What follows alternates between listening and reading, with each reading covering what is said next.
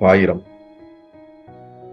பொன்னிலம் மாதர் ஆசை பொருந்தினர் பொருந்தார் உள்ளம் தன்னில் அந்தரத்தில் ஜீவசாட்சி மாத்திரமாய் நிற்கும் என் நிலங்கனினும் மிக்க எழுநிலம் அவற்றின் மேலாம் நன்னிலம் மருவும் ஏவ ஏகநாயகன் பதங்கள் போற்றி ஈன்று அளித்து அளிக்கும் செய்கைக்கு ஏதுவாமயனாய் மகளாய் ஆன்ற ஈசனுமாய் தானே அனர்ந்த மூர்த்தியுமாய் நிற்கும் போன்ற முத்தனுமாய் இன்பப் புணரி ஆதவனாய் நாளும் தோன்றிய விமல போத சுரூபத்தை பணிகின்றேனே.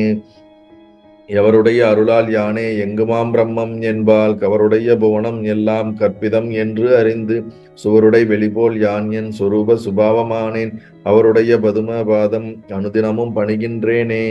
என்னுடைய மனம் புத்தி இந்திய சரீரமெல்லாம் என்னுடைய அறிவினாலே இரவிமுன் இமமே ஆக்கி என்னுடைய நீயும் நானும் ஏகமென்று ஐக்கியம் செய்ய என்னுடைய குருவாய் தோன்றும் ஈசனை இறைஞ்சினேனே. அந்தமும் நடுவும் இன்றி ஆதியுமின்றி வான் போல் சந்ததம் ஒளிரும் ஞான சத்குரு பாதம் போற்றி பந்தமும் வீடும் காட்ட பரந்தனூர் பார்க்க மாட்டா மந்தரும் உணரும் மாறு வத்து தத்துவம் சொல்லுவேனே. படர்ந்த வேதாந்தம் என்னும் பார்க்கடல் மொண்டு முன்னூல் குடங்களில் நிறைத்து வைத்தார் புறவர்கள் எல்லாம் காட்சி கடைந்து எடுத்து அளித்தேன் இந்த கைவல்ய நவநீதத்தை அடைந்தவர் விடைய மண் தின்று அலைவரோ பசியிலாரே. முந்தனை வெங்கடேச முகுந்தனை என ஆட்கொண்ட கர்த்தனை வணங்கி சொல்லும் கைவல்ய நவநீதத்தை தத்துவ விளக்கம் என்றும் சந்தேகம் தெளிதல் என்றும் வைத்து இருபடலம் ஆக வகுத்துரைத்து செய்கின்றேனே. நல்லது. ஸ்ரீ தாண்டவராய சுவாமிகளால் அருளப்பட்ட கைவல்ய நவநீதம் தத்துவ விளக்கப்படலம் சந்தேகம் தெளிதல் படலம் என இரு பிரிவாக உரைக்கப்பட்டிருக்கிறது. அதிலே நாம் சந்தேகம் தெளிதல் படலத்திலே இறுதி கட்டத்தில் இருக்கின்றோம். மொத்தம் 180 பாடல்கள். நாம் ஆல்மோஸ்ட் 140 பாடல்களுக்கு வந்து விட்டோம். இன்னும் 2-3 வகுப்புகளிலே இந்த கைவல்ய நவநீதம் நிறைவு பெறுவதற்கான வாய்ப்புகள் இருக்கின்றன. நல்லது. சென்ற வகுப்பிலே நாம் 139, 140, 41, 42, 43 வரைக்கும் பார்த்திருக்கிறோம் என்று நினைக்கின்றேன். இப்ப சென்ற வகுப்பில் நாம் பார்த்த பாடல்களை நினைவு கூர்ந்து இன்றைய பாடலுக்குள் போவோம். 139வது பாடல். நிர்குண தத்துவத்தின் குணங்கள் உரைப்பது தாய் மலடி எனல் நிகர் எண்ணாதே சர்க்குணனே வத்து நிலை உரையாமல் அறிய வல்ல சதுரர் உண்டோ நற்குண வேதங்கள் இந்த ஜீவன் முக்தி பெற பிரம்ம ஞானம் தோன்ற சொற்குணங்கள் பிரம்மத்தின் குணங்கள் என்று பிரம்மமாம் சொரூபம் தானே. இந்த பாடலுக்கான அர்த்தம் என்ன? தெரிந்தவர்கள் சொல்லலாம். 139வது பாடலுக்கான அர்த்தம் என்ன? சுவாமிஜி, பிரம்மன்றது நிர்குணமானது, குணங்களுக்கு அப்பாற்பட்டது. ஆனா அப்படின்னு சொல்லிட்டு நீங்க அதனுடைய குணத்தை பத்தி தன்மையை பத்தி சொல்றது எப்படி இருக்குன்னா, ஒரு மலடியோட குழந்தைய பத்தி டிஸ்கிரைப் பண்றதுக்கு ஈக்குவல் ஆகும், முன்னுக்கு பின் முரணாகும் அப்படின்னு நீ நினைச்சியானா, குரு சொல்றாரு, அப்படின்னு நீ நினைச்சியானாக்கா நான் உனக்கு அதுக்கு வளர்க்குறேன் அப்படின்றாரு. இப்போ ஒரு பொருளை பார்த்த உடனே அதனுடைய குவாலிட்டிஸ் நமக்கு தெரியாது, அது எதுக்குன்னு புரியாது. வைரத்தை கூழாங்கல்லாம் நினைச்சா எப்படி அது யூஸ்லெஸ்ஸோ அந்த மாதிரி போயிடும். அதனால அதை பத்தி சொல்றதுக்கு வெளியிலேருந்து ஒருத்தர் தேவை, அப்போ நமக்கு அதை பத்தி புரியும். அது மாதிரி நம்ம குரு மூலமா சாஸ்திரம் மூலமா தான் பிரம்மத்தை பத்தி நம்ம அறிஞ்சுக்கிறோம். அது நிர்குணம் அப்படின்றதால அது எடுத்த உடனே புரியாது. அதனால சொல்லி தரவங்க என்ன பண்றாங்க, அது முதல்ல தன்மைகள்லாம் பத்தி சொல்லிட்டு ஈஸ்வரன் ஆரம்பிச்சுட்டு அதோட தன்மை இதுன்னு சொல்லிட்டு கடைசியில நிர்குண பிரம்மம், குணங்களுக்கு தாண்டினது, நாமரூபங்கள் கடந்தது அப்படின்னு சொல்றாங்க. அதனால என்ன அப்படின்னு கேட்டாக்கா, இப்ப ஜீவன் முக்தன்றவர் பிரம்மத்தை தான் அனுபவிக்கிறாங்களே தவிர பிரம்மத்தோட தன்மைகளை அல்ல அப்படின்னு சொல்றார். சொன்ன சொற்குணங்கள் பிரம்மத்தின் குணங்கள் என்று பிரம்மமாம் சொரூபம் தானே அப்படிங்கிற அந்த லாஸ்ட் 2 லைனுக்கான அர்த்தம் என்ன? அது சுரூபம் தானேன்னா அது நீ சுயஸ்வரூபம், நீ பிரம்மஸ்வரூபம் தான். நீ அதனுடைய தன்மைகளோ இதுவோ இல்லை, நீ பிரம்மன்றத உணர்ந்து அதுலயே நீ இருக்கணும். அதாவது ரிஃப்ளெக்டட் கான்சியஸ்னஸ் நினைக்கிறேன். அதுலதான் நீ இருக்கணும், அகண்ட பிரம்மமா இரு அப்படின்றாரு. பிரம்மமாவே இரு அப்படின்னு சொல்றாரு. அது கடைசியில தான் அது நமக்கு புரியும், அந்த தன்மையில இருக்கிறவருக்கு. கடைசி இந்த 2 லைனுக்கான பதில்கள் வேற யாரும் சொல்லுங்க. சொர்க்கு பிரம்மத்தின் குணங்கள், அதான் சொர்க்குணங்கள். ஓகே, நீங்க கேளுங்க. சொற்குணங்கள் பிரம்மத்தின் குணங்கள் என்று பிரம்மமாம் சொரூபம் தானே அப்படின்னா என்ன அர்த்தம்? நம்ம சுயஸ்வரூபமே பிரம்மம் தான். பிரம்மமா தான் நம்ம இருக்கோம். அந்த பிரம்மத்தோட குவாலிட்டிஸ் தான் நம்ம நினைக்க கூடாது, பிரம்மமே நம்ம தான். குவாலிட்டிஸ் நினைச்சாக்கா வேற ஆயிடுறது, பிரம்மத்தை இது பண்ற மாதிரி இருக்கும். ஆனா அது ஆரம்பத்துல சொன்னது, அதை வந்து முடிவுல வந்து அது பிரம்மம் ஒண்ணுதான் அப்படின்றதுல கன்க்ளூஷனுக்கு நம்ம தான் வரணும், நம்ம தான் அறியணும். அது நம்ம சுயஸ்வரூபமே பிரம்மம். ஓகே, இன்னும் அதற்கான பதில் வரணும். ஓகே, ஜீவன் முக்தி அடைவதற்காக வந்து சாஸ்திரத்துல பிரம்மத்தோட குணங்களை நமக்கு விளக்கியிருக்காங்க. அந்த பிரம்மத்தோட குணங்கள் வந்து வேற இல்ல, அது வந்து பிரம்மத்தின் சொரூபமே ஆகும் அப்படிங்கிற மாதிரி. பிரம்மத்தோட குணங்கள்னு என்னத்தை விளக்கியிருக்காங்க? சத்து சித்து ஆனந்தம் அப்படின்னு பிரம்மத்தோட குணங்கள், அது பரிபூர்ணமாக இருக்கிறது, ஏகமாக இருக்கிறது. அது வந்து பிரம்மத்தின் குணங்கள் அல்ல, பிரம்மத்தின் சொரூபம், பிரம்ம வடிவமே ஆகும், பிரம்மத்தின் வடிவமே ஆகும் அப்படின்னு சொல்லியிருக்காங்க. சரி, ஓகே.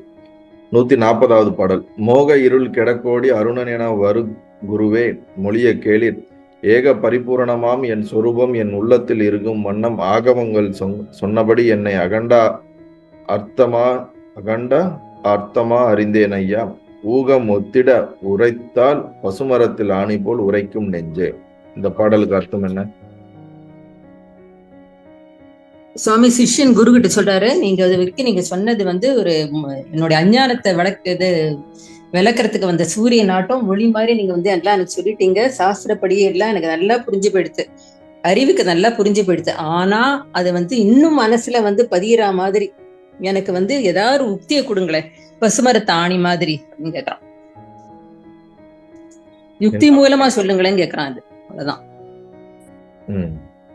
வேற யாரும் பதில்? என்னுடைய அஞ்ஞானமாகிய அந்த இருளில் நீங்குவதற்காக கோடி சூரிய முடிச்சது போல வந்த குருவே, எனக்கு நீங்க சாஸ்திரத்தின் படி நான் சச்சிதானந்த வடிவமாக இருக்கிறேன் என்பதை வந்து நீங்க விளக்கிட்டீங்க. அதை நான் நன்றாக அறிந்து விட்டேன். ஆனா இன்னும் அது என் மனசுல பசுமரத்தாணி போல ஆழமாக பதியறதுக்கு அதை யுக்தி மூலமாகவும் எனக்கு விளக்க வேண்டும் அப்படின்னு சொல்லி கேட்கிறேன். மோக இருள் என்றால் என்ன? மோக இருள்னா அஞ்ஞானம், அஞ்ஞான இருள், அறியாமை. அஞ்ஞானம் என்றால் அறியாமை. நான் சச்சிதானந்தம் என்பதை உணராமல் அறியாமை.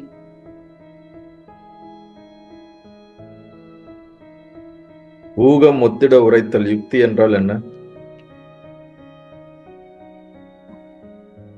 இதாவது ஒரு டெக்னிக் சுவாமிஜி, யுக்தியால் விளக்குமாறு.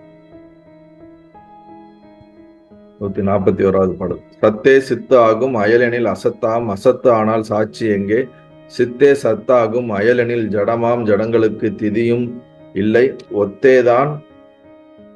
ஒத்தே தோன்றிய சத்தும் சித்தும் நல்ல சுகமாகும், ஊகத்துள் ஓர் வித்தே அந்நியமாகில் சடம் அசத்தாம், சுக அனுபவம் விளைந்திடாதே. 141வது பாடலுக்கான விளக்கம். சுவாமிஜி, சத்துனா சத்து சித்து ஆனந்தத்தை, சச்சித் ஆனந்தத்தை முதல்ல சத்து சித்து எடுத்துட்டாக்கா அதை மட்டும் எடுத்துக்கலாம். சத்துன்றது இருப்பு, சித்துன்றது அறிவு. அது ரெண்டுத்தையும் பிரிக்க முடியாது. சத்துனா இருக்கும், இருக்கிறத சொல்றது யாரு?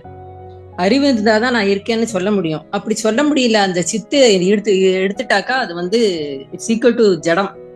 ஜடத்துக்கு இருப்புன்னு ஒண்ணு கிடையாது, அது வந்து சொல்ல முடியாது நான் இருக்கேன்னு. அந்த அறிவு அதுக்கு கிடையாது, அது முக்காலத்திலயும் கிடையாது. நம்ம வந்து சத்து சித்து அப்படின்றது இருக்கும் அப்படின்னு அறிகிற அறிவு, சத்து எல்லாம் முக்காலத்திலயும் இருக்கு, முக்காலத்திலயும் இருக்குது. அதாவது என்னன்னாக்கா சாட்சியா இருக்கிறதும் இருக்குன்ற உணர்வையும் நம்ம பிரிக்க முடியாது, எப்பவுமே இருக்கு. அதாவது விளக்குல இருந்து ஐ மீன் வெளிச்சத்தை பிரிக்க முடியாது, பிரகாசத்தை அப்படின்னு. சத்தே சித்தாகும் அயலெனில் அசத்தாம், அசத்தனில் சாட்சி எங்கே. முதல் சத்து முதல் லைனுக்கான அர்த்தம் மட்டும் சொல்லுங்க ஃபர்ஸ்ட். சத்துன்றது வந்து சத்து இருக்கேன் அப்படின்றது. ஆனா அது வந்து சத்து தான் சித்து ஆகும் அப்படின்னாக்கா, நான் இருக்கேன் அப்படின்ற உணர்றது எது? அது ஒரு அறிவு தானே. அந்த அறிவு இல்லைன்னாக்கா அது வந்து அசத்தாயிடுமே. அசத்து அப்படின்னாக்கா சாட்சின்றது யாரு? அது அசத்தோ சத்து நான் இருக்கேன்னு சொல்றதுக்கு யார் இருக்காங்க? அப்படி இல்ல, சித்து இல்ல, சித்தே சத்தாகும், அது எல்லாம் சத்து தான் அப்படின்னாக்கா, சத்து சித்து வேற வேற அப்படின்னாக்கா அது வந்து ஒரு ஜடம்தான், உயிரில்லாத ஜடத்துக்கு ஈக்குவல். அது வந்து எல்லா காலத்திலயும் இருக்காது. அதாவது ஜட பொருள் எல்லா காலத்திலயும் கிடையாது, முக்காலத்திலயும் இருக்காது. அதனால சத்து சித்து ஒத்தே தோன்றிய சத்தும் சித்தும் நல்ல சுகமாகும். அது ரெண்டும் ஒன்னாதான் இருக்கும். அது ரெண்டும் இருக்கிறதால ஒரு சுக உணர்வு ஒண்ணு இருக்கு, அதுதான் ஆனந்தம். சத்தே நல்ல சுகமாகும். ஊக்கத்துக்கு ஒரு வித்தே அந்நியமாகில், ஊகத்துக்கு ஒரு வித்தே அந்நியமாகில் சடம். அதுதான். சரி, முதல்ல எனக்கு வேற யாராவது பதில் சொல்லுங்க. சத்தே சித்தாகும் அயலெனில் அசத்தாம், அசத்தானால் சாட்சி எங்கே? சத்தே சித்தாக இருக்கிறது, அந்த இருப்பு தான் உணர்வாக திகழ்கிறது. இருப்பு வேறு உணர்வு வேறு அப்படின்னு நம்ம எடுத்துக்கிட்டோம்னா, அந்த இருப்பை அறிவதற்கு அறிவு யாரும் இல்லை அங்க. ஸோ இருப்பு சத்து வந்து இல்லாமல் போகிறது, இருப்பற்றது ஆகிறது. ஸோ அந்த சத்து வந்து அசத்தை விளங்க வைக்க முடியாது. அது எப்படி மற்றவைக்கு, அது எப்படி மற்றதுக்கு சாட்சியாக முடியும் அப்படிங்கிற மாதிரி கேட்குறேன். சத்தே சித்தாகும் அயலெனில் அசத்தாம், அசத்தானால் சாட்சி எங்கே? சாட்சி எங்கேன்னு சொல்லியிருக்காங்களா? அப்படின்னா அதுக்கு என்ன அர்த்தம்? நான் இருக்கேன்றதுக்கு வந்து அதை ஒண்ணு உணர்த்தணும் இல்லையா சுவாமிஜி? அது சாட்சியா இருக்கும்.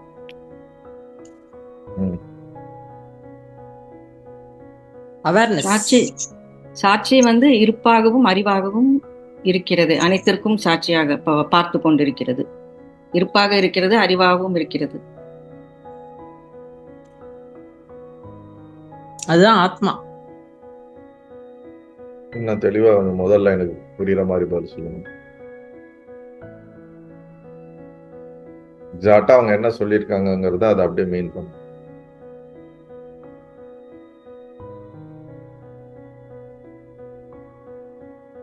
விளக்குல இருந்து பிரகாசத்தை நம்ம எடுத்துட்டோம்னா அதனால வெளிச்சம் கொடுக்க முடியாது. ஸோ அது போல நம்ம அந்த இருப்புல இருந்து நம்ம அந்த அந்த அறிவுத்தன்மையை, அந்த சாட்சியை எடுத்து விட்டு நீக்கிவிட்டால் அதுக்கு வந்து ஒரு இருப்பே இல்லாமல் போகும். சத்து சித்து ஆனந்தம் அப்படிங்கிற அந்த மூணுல சத்து சித்து ரெண்டும் எடுத்துக்கிறாங்க. இப்போ சத்து அப்படிங்கிறது வந்து இருப்பு ஸ்வரூபம், சித்துங்கிறது வந்து அறிவு ஸ்வரூபம்.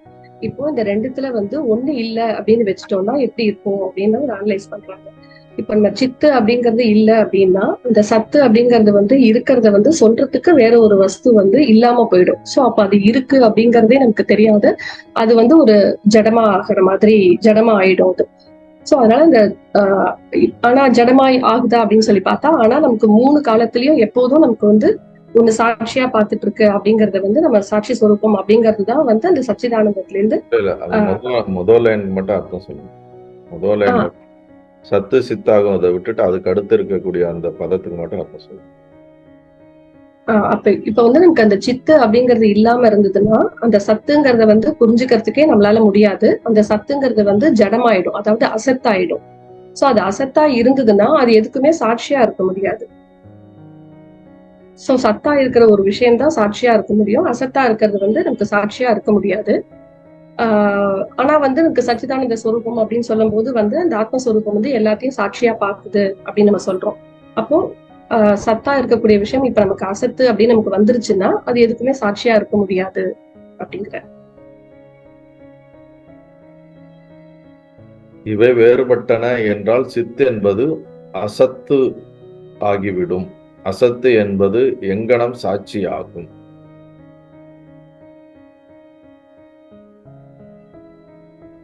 சித்து என்பது சத்தாகும். அதாவது சத்து சித்து இருப்பு உணர்வு ஆர் அறிவு. இப்ப இது ரெண்டுல அறிவுங்கிற ஒன்று வந்து அயலெனில்னா இதற்கு வேறானது அப்படின்னு இருந்தால் அது வந்து அசத்து. இந்த சித்த வந்து ஒரு அசத்து என்று நாம் எடுத்துக்கொண்டால், சித்தானது ஜடத்தன்மையாக கொண்டால் எது சாட்சியாக அனைத்தையும் பார்க்கும்? சாட்சியாக பார்ப்பதற்கு என்ற ஒன்று இல்லாமல் போகிவிடும். சித்து வந்து அசத்து என்றால், இப்ப சாட்சியா பார்ப்பதற்கு இல்லை என்றாலே சத்தொன்று இருக்குங்கிறதையும் அறியறதுக்கு ஒண்ணு கிடையாது. அப்ப அறிவுங்கிற அறியக்கூடிய தன்மை, இந்த சாட்சிங்கிற அனைத்தையும் அறிவாக பார்க்கக்கூடிய தன்மையே அங்க இல்லாம போயிடும். அப்ப அது இருக்குதா இல்லையா, எந்த ஒரு இதுக்குமே அங்க அறிவுங்கிற சொரூபமே இல்லாம போறதுனால தனியாக நாம சித்தை சத்திலிருந்து பிரிக்க முடியாது, இரண்டும் ஒன்றுதான் அப்படிங்கிறது ஃபர்ஸ்ட் லைன்ல அவர் இது பண்றாரு. சீடன் என்ன கேட்டான், இது மூணும் தனித்தனியான மீனிங்கா இருக்கு, தனித்தனியான விருத்திகளாக இருக்கு, தனித்தனியான பரிணாமத்துல சொல்லப்படுது, இது புரிந்து மனமானது கஷ்டப்படுது, இது ஒன்றாக சேர்த்து புரிந்து கொள்வதற்கு சொல்லும் போதுதான் இவ்வளவு விளக்கங்கள் சொல்லி, இது மூணும் தனித்தனி கிடையாது, தனித்தனியா பார்க்கவும் கூடாது, இவை எல்லாமே ஒரு பதத்தினுடைய ஒரு பொருளினுடைய வஸ்துவினுடைய அர்த்தங்கள் தான் சொல்லிதான் ஏற்கனவே பல நித்தியம் ஏகப்பட்ட வார்த்தைகள் எல்லாம் சொல்லி எக்ஸ்பிளைன் பண்ணிட்டு, அது சாஸ்திரத்துல சொல்லப்பட்டது, சாஸ்திர பூர்வமாக சொல்லியாச்சு. உனக்கு வந்து புத்திக்கு இன்னும் புரியும்படி நீ கேட்கறதுனால ஒரு டெக்னிக் வைஸா நீ உட்காந்து திங்க் த்ரூ பண்ணி நான் சொல்ற விஷயங்களை நீ அனலைஸ் பண்ணு, நீ கான்டம்ப்ளேட் பண்ணு, நீ வந்து யூகத்தின் மூலியமாக அனுமானத்தின் மூலியமாக அனலைஸ் பண்ணுங்கும் போது, சரி இப்ப ஒரு பொருள் அப்படின்னு சொல்லக்கூடிய அந்த பொருள் வந்து ஒன்னு பொருள் இருக்குது, அந்த பொருள் உயிருள்ளதாகவும் இருக்கிறது, அப்புறமே ஆனந்தம்ங்கிறதுக்கு அடுத்து வருவோம். அப்ப அந்த ஒரு பொருள் அவங்க சொல்லக்கூடிய அவங்கன்னு இல்லை இருக்கிறது, அந்த ஒண்ணு வந்து இருப்பாகவும் அறிவாகவும் சுகஸ்வரூபமாக இருக்கிறதுங்கிறது தான் அல்டிமேட் ஆன்சர். இப்ப இத மூணையும் தனித்தனியா பிரிச்சோம் என்றால் பிரிக்க முடியுமா, பிரித்தால் ஒன்று இல்லாமல் இன்னொன்று இருக்க முடியுமா என்பதை தான் இப்ப அண்டர்ஸ்டாண்ட் அனலைஸ் பண்றோம். ஃபர்ஸ்ட் ரெண்டு எடுத்துக்கிட்டு சத்தையும் சித்தையும் என்ன பண்றாங்க, பிரிக்கலாம், பிரிக்கிற மாதிரி ஒரு புரிதலை வச்சுக்கிட்டோம்னா, ஒரு நம்மளே ஒரு ஹிப்போதெட்டிக்கலா பிரிச்சோம் என்றால் சத்து தனியா சித்து தனியா வச்சிடறோம். சத்துங்கிறது எல்லா காலத்திலும் இருக்கும், இதை வந்து சித்தங்கிறது வந்து ஒரு ஜடமாக அசத்தாகி விட்டது அப்படின்னு வைத்து கொண்டு பார்க்கும் பொழுது இந்த சத்துக்கு சுயமாக அறிவு வந்து இல்லாமல் போகி விடுகிறது. ஏனென்றால் சித்து ஜடமாகி விடுகிறது, அசத்தாகி விடுகிறது என்ற காரணத்தினால் இதை ரெண்டையும் பிரிக்க முடியாது.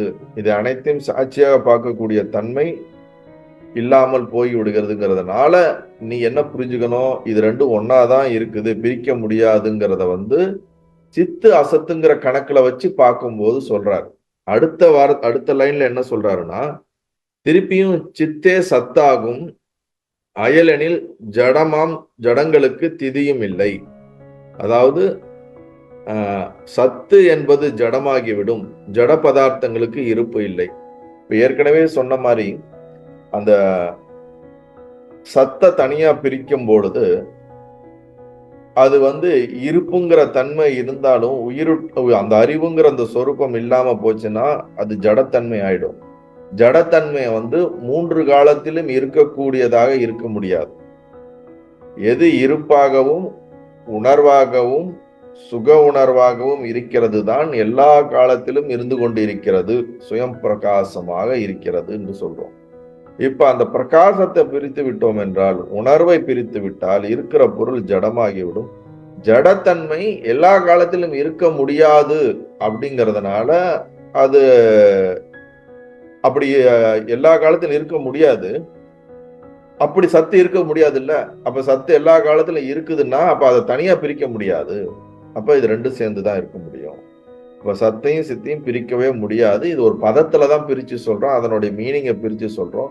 எப்படி ஒரு அக்னியையும் அதனுடைய பிரகாசத்தையும் அதனுடைய வெப்பத்தையும் கலரையும் பிரிக்க முடியாதது போல சித்தென்ற இருக்கிறேன் என்ற இருக்கிறேன் அப்படிங்கிறத சொல்றக்கூடிய அந்த உணர்வு இருக்குல்ல, நான் இருக்கிறேன் என்ற உணர்வையும் இருக்கிறேன் என்பதையும் பிரிக்க முடியாது. அது இருக்கிறத உணர்றதே இந்த அறிவு, இருக்கிறது சத்து, உணர்றது அறிவுங்கிறத பிரிக்க முடியாது. அப்படிங்கிறத தான் இந்த பாடல்ல நீ யூகத்தின் மூலியமாக அறிந்து கொள்ள வேண்டும் அப்படின்னு சொல்றார். அதுக்கு அடுத்த லைன்ல என்ன சொல்றாரு?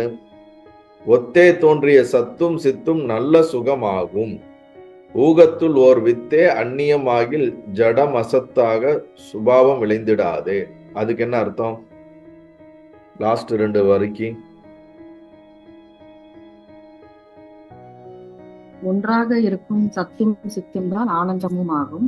அப்படி சத்தும் சித்தும் ஆனந்தத்தை விட வேறுபட்டு இருக்குது அப்படின்னா நமக்கு ஆனந்தம் அந்த அசத்தாகவும் ஜடமாகவும் ஆகிவிடும். அப்போ நம்மளுக்கு அந்த ஆனந்த அனுபவம் அங்க கிடைக்காது. இந்த ஆனந்த அந்த சுகம் என்பது மனம் இயங்கினாலும் இயங்காவிட்டாலும் நமக்குள்ள எப்போதும் இருந்து கொண்டே இருக்கிறது. எப்படி அந்த நெருப்புல இருந்து அந்த பிரகாசம், உஷ்ணம், இந்த சிகப்பு அதை பிரிக்க முடியாதோ, அது போல பிரம்மத்தோட அந்த சச்சிதானந்தம் அப்படிங்கிற அந்த தன்மையை பிரிக்க முடியாது. இதெல்லாம் ஒன்றேதான். இதுல அந்த ஆனந்தம் என்பது அதனுடைய சொரூபம் அப்படிங்கிறது யாருக்காவது சந்தேகம் இருக்கா? இன்னும் அதோட சொரூபம் தான் அது, அதோட சொரூபம் இல்லை அப்படிங்கிறதுல இன்னும் ஒரு சந்தேகம் இருந்தா நீங்க கேள்விகள் கேட்கலாம். 142வது பாடல் வீயாத சத்து முன்னம் விளங்குவது தன்னாலே வேறு ஒன்றாலே வாயால் வேறு எனில் அதுவும் அசத்தோ சத்தோ அசத்தே அசத்தேல் மலடி மைந்தன் பேயா காரியம் செய்யுமோ சத்து என இப்படி அதையும் பிரித்து சொன்னால் ஓயாத அவத்தையாம் புதர்க்க விகற்பங்களை விட்டு ஒளிந்திடாயே. 142வது பாடலுக்கான அர்த்தம் என்ன? 3 காலங்களிலும் மாறாமல் இருக்கும் அந்த இருப்பு, அந்த சத்து என்ற உணர்வானது அதை விளங்க வைப்பதற்கு நமக்கு வேறு ஒரு பொருள் தேவையில்லை. அது சுயமாக தானாக விளங்குகிறது. அப்படி அதை விளங்க வைப்பதற்கு வேறு ஒன்று தேவைன்னு நம்ம சொன்னோம்னா அந்த விளங்க வைக்கும் அந்த வேற ஒரு பொருள் சத்தா அசத்தா அப்படிங்கிற ஒரு கேள்வி வருது. ஸோ அது அசத்து என்றால் அது ஜடப்பொருள் ஆகிவிடும். ஜடப்பொருள் பிரகாசப்படுத்த முடியாது, வேறொரு பொருளை பிரகாசப்படுத்த முடியாது. அசத்து சத்தை விளங்க வைக்க முடியாது. அது சத்துன்னு சொன்னோம்னா அப்ப அந்த சத்தை வைக்கிறதா இருந்தால் சத்தை விட அதுதான் உயர்ந்ததாயிடும். அப்படி இருக்கவும் முடியாது. அசத்து சத்தை பிரகாசப்படுத்த முடியாது, அது எல்லா காலத்திலும் இருக்காது. அப்படி அத சத்தை பிரகாசப்படுத்துறதா நம்ம ஒரு ஹிப்போதெட்டிக்கலா யோசிச்சா கூட சத்தை விட அது உயர்ந்ததாயிடுது. அப்ப சத்தை நம்ம அதை கான்சென்ட்ரேட் பண்றதுக்கான மீனிங்கே இல்லாம போயிடும். அந்த பொருள் சத்துன்னு சொன்னோம்னா அந்த சத்தை பிரகாசப்படுத்தியது எது அப்படிங்கிற ஒரு கேள்வி வருது. ஸோ அது இப்படி அது தானாக விளங்குகிறதா இல்லை வேறொன்றால் விளங்குகிறதா அப்படின்னு சொல்லி அந்த கேள்வி ஒரு சங்கிலி தொடர் மாதிரி நம்மளுக்கு ஒரு அனாவஸ்த தோஷம்னு சொல்லுவாங்க, அது மாதிரி குழப்பங்கள் ஏற்படுகிறது. அதனால இந்த உன்னோட மனசுனால இந்த குதர்க்கமான சந்தேகங்களை தொழிப்பாங்க. வேற யாரும் பதில்? இந்த சத்து அப்படிங்கிறது எல்லா காலத்திலயும் மாறாம ஒரே மாதிரி இருக்கக்கூடியது. இந்த சத்து எப்படி பிரகாசிக்குது அப்படிங்கிற ஒரு கேள்வி வரும்போது தானே அது பிரகாசிக்குதா, சுயம் பிரகாசமா இருக்கா, இல்லைன்னா வேற ஏதாவது அதை பிரகாசம் பண்ணுதா அப்படிங்கறது நம்ம ஃபர்ஸ்ட் பாக்குறோம். இல்ல இப்ப பக்கத்துல இருக்கிற வேற ஒரு வஸ்துனாலதான் இந்த சத்துடைய பிரகாசம் தெரியுது அப்படின்னு சொன்னா அது இந்த பொருளை விட இந்த சத்தை விட அது உயர்ந்த வஸ்துவாயிடும். சோ அப்படின்னா அந்த உயர்ந்த வஸ்துக்கு எது பிரகாசம் கொடுக்குது அப்படின்னு யோசிக்கும் போது அதுக்கு ஒரு பிரகாசம் கொடுக்குதுன்னு சொல்லிட்டு நம்ம மேல அதுக்கு மேல ஒரு வஸ்து இருக்கிற மாதிரி அது அடுத்தடுத்து மேல போய்கிட்டே இருக்கும். சோ அதை நம்ம அனவஸ்தா தோஷம் அப்படின்னு நம்ம சொல்றோம். சோ இப்போ அந்த மாதிரியான ஒரு தோஷம் அதுல ஃபார்ம் ஆகும். அதே மாதிரி இப்போ சத்தை பிரகாசம் பண்றது ஒரே நிமிஷம். சத்தை பிரகாசம் பண்றது ஒரு அசத்தான விஷயம் அப்படின்னு சொன்னா ஒரு ஜடம் சத்தை பிரகாசிக்க பண்ணக்கூடிய சக்தி அதுக்கு கிடையாது. எப்படி மல்டியோட மகன் நம்ம சொல்லும் போது எப்படி அர்த்தம் இல்லாம இருக்கும், அதே மாதிரி ஒரு அசத்து சத்தை பிரகாசம் பண்றதுக்கு முடியாது. சோ அதனால இப்ப 2 விதமா பார்த்தாலுமே என்ன பிரகாசம் பண்றதுக்கு பக்கத்துல ஒரு வஸ்து இருக்கு அப்படிங்கறது பண்ணாலும் ஒரு தோஷத்துலதான் போய் முடியுது. இல்ல ஒரு அசத்து வந்து என்ன பிரகாசம் பண்ணுது அப்படின்னு சொன்னாலுமே அங்கேயும் வந்து ஒரு மலடி மகனோ இல்லைன்னா ஒரு ஆஹ் கந்தர்வ சேனை அந்த மாதிரிலாம் நம்ம சொல்லக்கூடிய ஒரு பொருந்தாத ஒரு விஷயத்துலதான் ரெண்டுமே வந்து எண்ட பாக்குதுங்கிறதுனால நான் வந்து சுயம் பிரகாசமா மட்டும்தான் இருக்க முடியும். அசத்துனால என்ன பிரகாசம் பண்ணவும் முடியாது. அதே மாதிரி சத்தா இருக்கும்போது என்னை விட இன்னொரு ஒரு வஸ்து இருக்கு அப்படிங்கறதே வந்து அங்க வாய்ப்பு இல்லை. ஒரு உதாரணத்துல இருந்து சொல்லுங்க, எக்ஸாம்பிள் வச்சு. நம்ம பார்த்த எக்ஸாம்பிள் வந்து விளக்கோட எக்ஸாம்பிள் பார்த்தோம். சோ அந்த விளக்குங்கிறது வந்து அது வந்து சுயம் பிரகாசமா இருக்கு. அதுல வரக்கூடிய அந்த ஜோதி அப்படிங்கறத வந்து நம்ம அணைச்சிட்டோம் அப்படின்னு சொன்னா அது வந்து ஒரு ஜட வஸ்துக்கு தான் சமமா இருக்கும். அந்த பிரகாசம் தான் வந்து அதுல இருக்கக்கூடிய அந்த சத்து விஷயம்ங்கிறதே அந்த பிரகாசம் தான். அது இல்லைன்னு சொன்னா அது வந்து ஜட வஸ்துவா இருக்கும். சோ அந்த மாதிரி ஜடமா இருக்கிறது வந்து மத்த எந்த சுத்தி இருக்கக்கூடிய எந்த வஸ்துவுமே அது பிரகாசிக்கம் பண்ணக்கூடிய அந்த சக்தி வந்து அதுக்கு கிடையாது. அதே மாதிரி வந்து அதை வந்து தன்னை தானே உணரணும் அப்படிங்கிறதுக்கு வந்து பக்கத்துல இன்னொரு விளக்கு வேணுங்கிற அவசியம் கிடையாது. தானே அது சுயமா பிரகாசமா இருக்கிறதுனால இன்னொரு விளக்கு கொண்டு காமிச்சு நீ பிரைட்டா இருக்க மீன்ஸ் அதாவது உன்கிட்ட பிரகாசம் இருக்குன்னு சொல்றதுக்கு இன்னொரு விளக்கு வந்து தேவையில்லை. சோ அதனால மத்த ஒரு வஸ்துவும் தேவையில்லை. அதே மாதிரி ஒன்ஸ் அது அசத்தா இருந்ததுன்னா அது வந்து மத்த இதையும் வந்து பிரகாசிக்கக்கூடிய தன்மையும் இல்லாம இருக்கு. இந்த விளக்குக்கு ஒளி கொடுக்கறதுக்கு இன்னொரு ஒரு விளக்குல இருந்து ஒளி கொடுப்பதாக அப்படின்னு எடுத்துக்கொண்டால் அதான் இந்த பாடலோட இது. இன்னொரு விளக்குக்கு எப்படி ஒளி வந்ததுங்கிற ஒரு கேள்வி வரும். இது ஒரு சத்து, இந்த சத்துக்கு இன்னொரு சத்தினால் இதற்கு உணர்வு வந்ததுன்னு வைத்தோம்னால் அதற்கு எப்படி வந்ததுன்னா இன்னொரு விளக்குக்கு எப்படி ஒளி வந்ததுன்னா அதற்கு வந்து சுயமா வந்தது அப்படின்னு ஒரு சொல்றாங்கன்னா அதுக்கு சுயமா வந்தது அப்படின்னா ஏன் இதுக்கு சுயமா வராதா அப்படிங்கிற ஒண்ணு வரும். அப்ப அதுக்கும் சுயமா இல்லை, அதுக்கு வேற ஒன்று மூலியமாக அதுக்கு விளக்குல தீபம் வந்திருக்குன்னா அப்ப அப்படி அடுத்து அதுக்கு எப்படி வந்தது, அதுக்கு அடுத்தது அதுக்கு எப்படி வந்ததுன்னு அப்படியே மூலத்தை பின்னாடி போய்கிட்டே இருந்தா இது முடிவே இல்லாமல் போய்கொண்டே இருக்கும். ஸோ அப்படி இருக்க முடியாது ஒண்ணு. அதனால அந்த வாதத்தை நம்ம நெக்லெக்ட் பண்றோம். இப்ப இந்த விளக்குல இருக்க தீபத்தை வந்து பக்கத்துல இருக்கக்கூடிய தீபம் இல்லாத ஒரு அதாவது எரியாத ஒரு வெறும் விளக்கா இருந்துச்சுன்னா அது ஜடப்பொருள். அந்த ஜடப்பொருள் எப்படி இதுக்கு வந்து தீபத்தை கொடுத்திருக்க முடியும்ன்ற ஆங்கிள் பார்த்தா அப்படியும் கொடுத்திருக்க முடியாது. அப்ப அசத்து பொருளின் மூலியமாக இதற்கு உணர்வு வரவில்லை, வேறொரு உணர்வு பொருளின் மூலியமாக இதற்கு உணர்வு வரவில்லை. ஏனென்றால் அதற்கு உணர்வு வந்தது என்று கேள்வி போய்கொண்டே இருக்கும், அது அனவஸ்த தோஷத்துல போயிடும். அப்ப இதற்கு எதனிலும் இருந்தும் உணர்வு, அறிவு, சுகம், இருப்பு என்ற இந்த தன்மை எதனிலும் இருந்து பெறவில்லை என்பது நமக்கு ஊர்ஜினப்படுத்தப்படுகிறது. அப்படி என்றால் இது சுயம் பிரகாசமாக பை எக்ஸிஸ்டன்ஸ் தன்னுடைய இருப்புங்கிறது அறிவாகவும் சுக உணர்வாகவும் இருக்கிறதுங்கிறதுக்கு இதற்கு எதிலிருந்தும் எந்த ஒரு உதவியோ சப்போர்ட்டோ இல்லாம தானாய் விளங்குகிறது. அதனாலதான் இதை நம்ம வந்து பிரம்மம், ஆத்மா, கான்சியஸ்னஸ், சைத்தன்யம் அப்படின்னு நம்ம சொல்றது இதனாலதான். அதுக்குதான் இந்த மூணு தன்மையும் பிரிக்க முடியாததாக இருக்கிறது என்பதை பார்த்திருக்கின்றோம். இப்ப இதுல வந்து இந்த சுகத்தன்மையை பத்தி கொஞ்சம் டீட்டெயிலா நம்ம போகணும், அது அடுத்த பாடல்ல வருது, அதை பார்ப்போம். 143வது பாடல்ல கருதி ஸ்ருதி யுத்தி ஒத்தது போல் அனுபவம் கேள் சுளுத்தி சுக ஆனந்தம் மிருதி வடிவு ஆதலால் இவ்வானந்தமே அறிவு ஆம், வேறு அங்கு இல்லை. கருது பிரளயம் சுளுத்தி இரண்டிலும் நீ இருந்து இருளை காண்கின்றாயே, இருதயத்து இப்படி நோக்கி ஏக பரிபூரணனாய் இருந்திடாயே. இந்த பாடல் 143வது பாடலுக்கான அர்த்தம் என்ன? என்ன சொல்றாருன்னா, இது வரைக்கும் உனக்கு இந்த சத்து சித்த ஆனதை பத்தி தியரிட்டிக்கலா எக்ஸ்பிளைன் பண்ணிட்டேன்.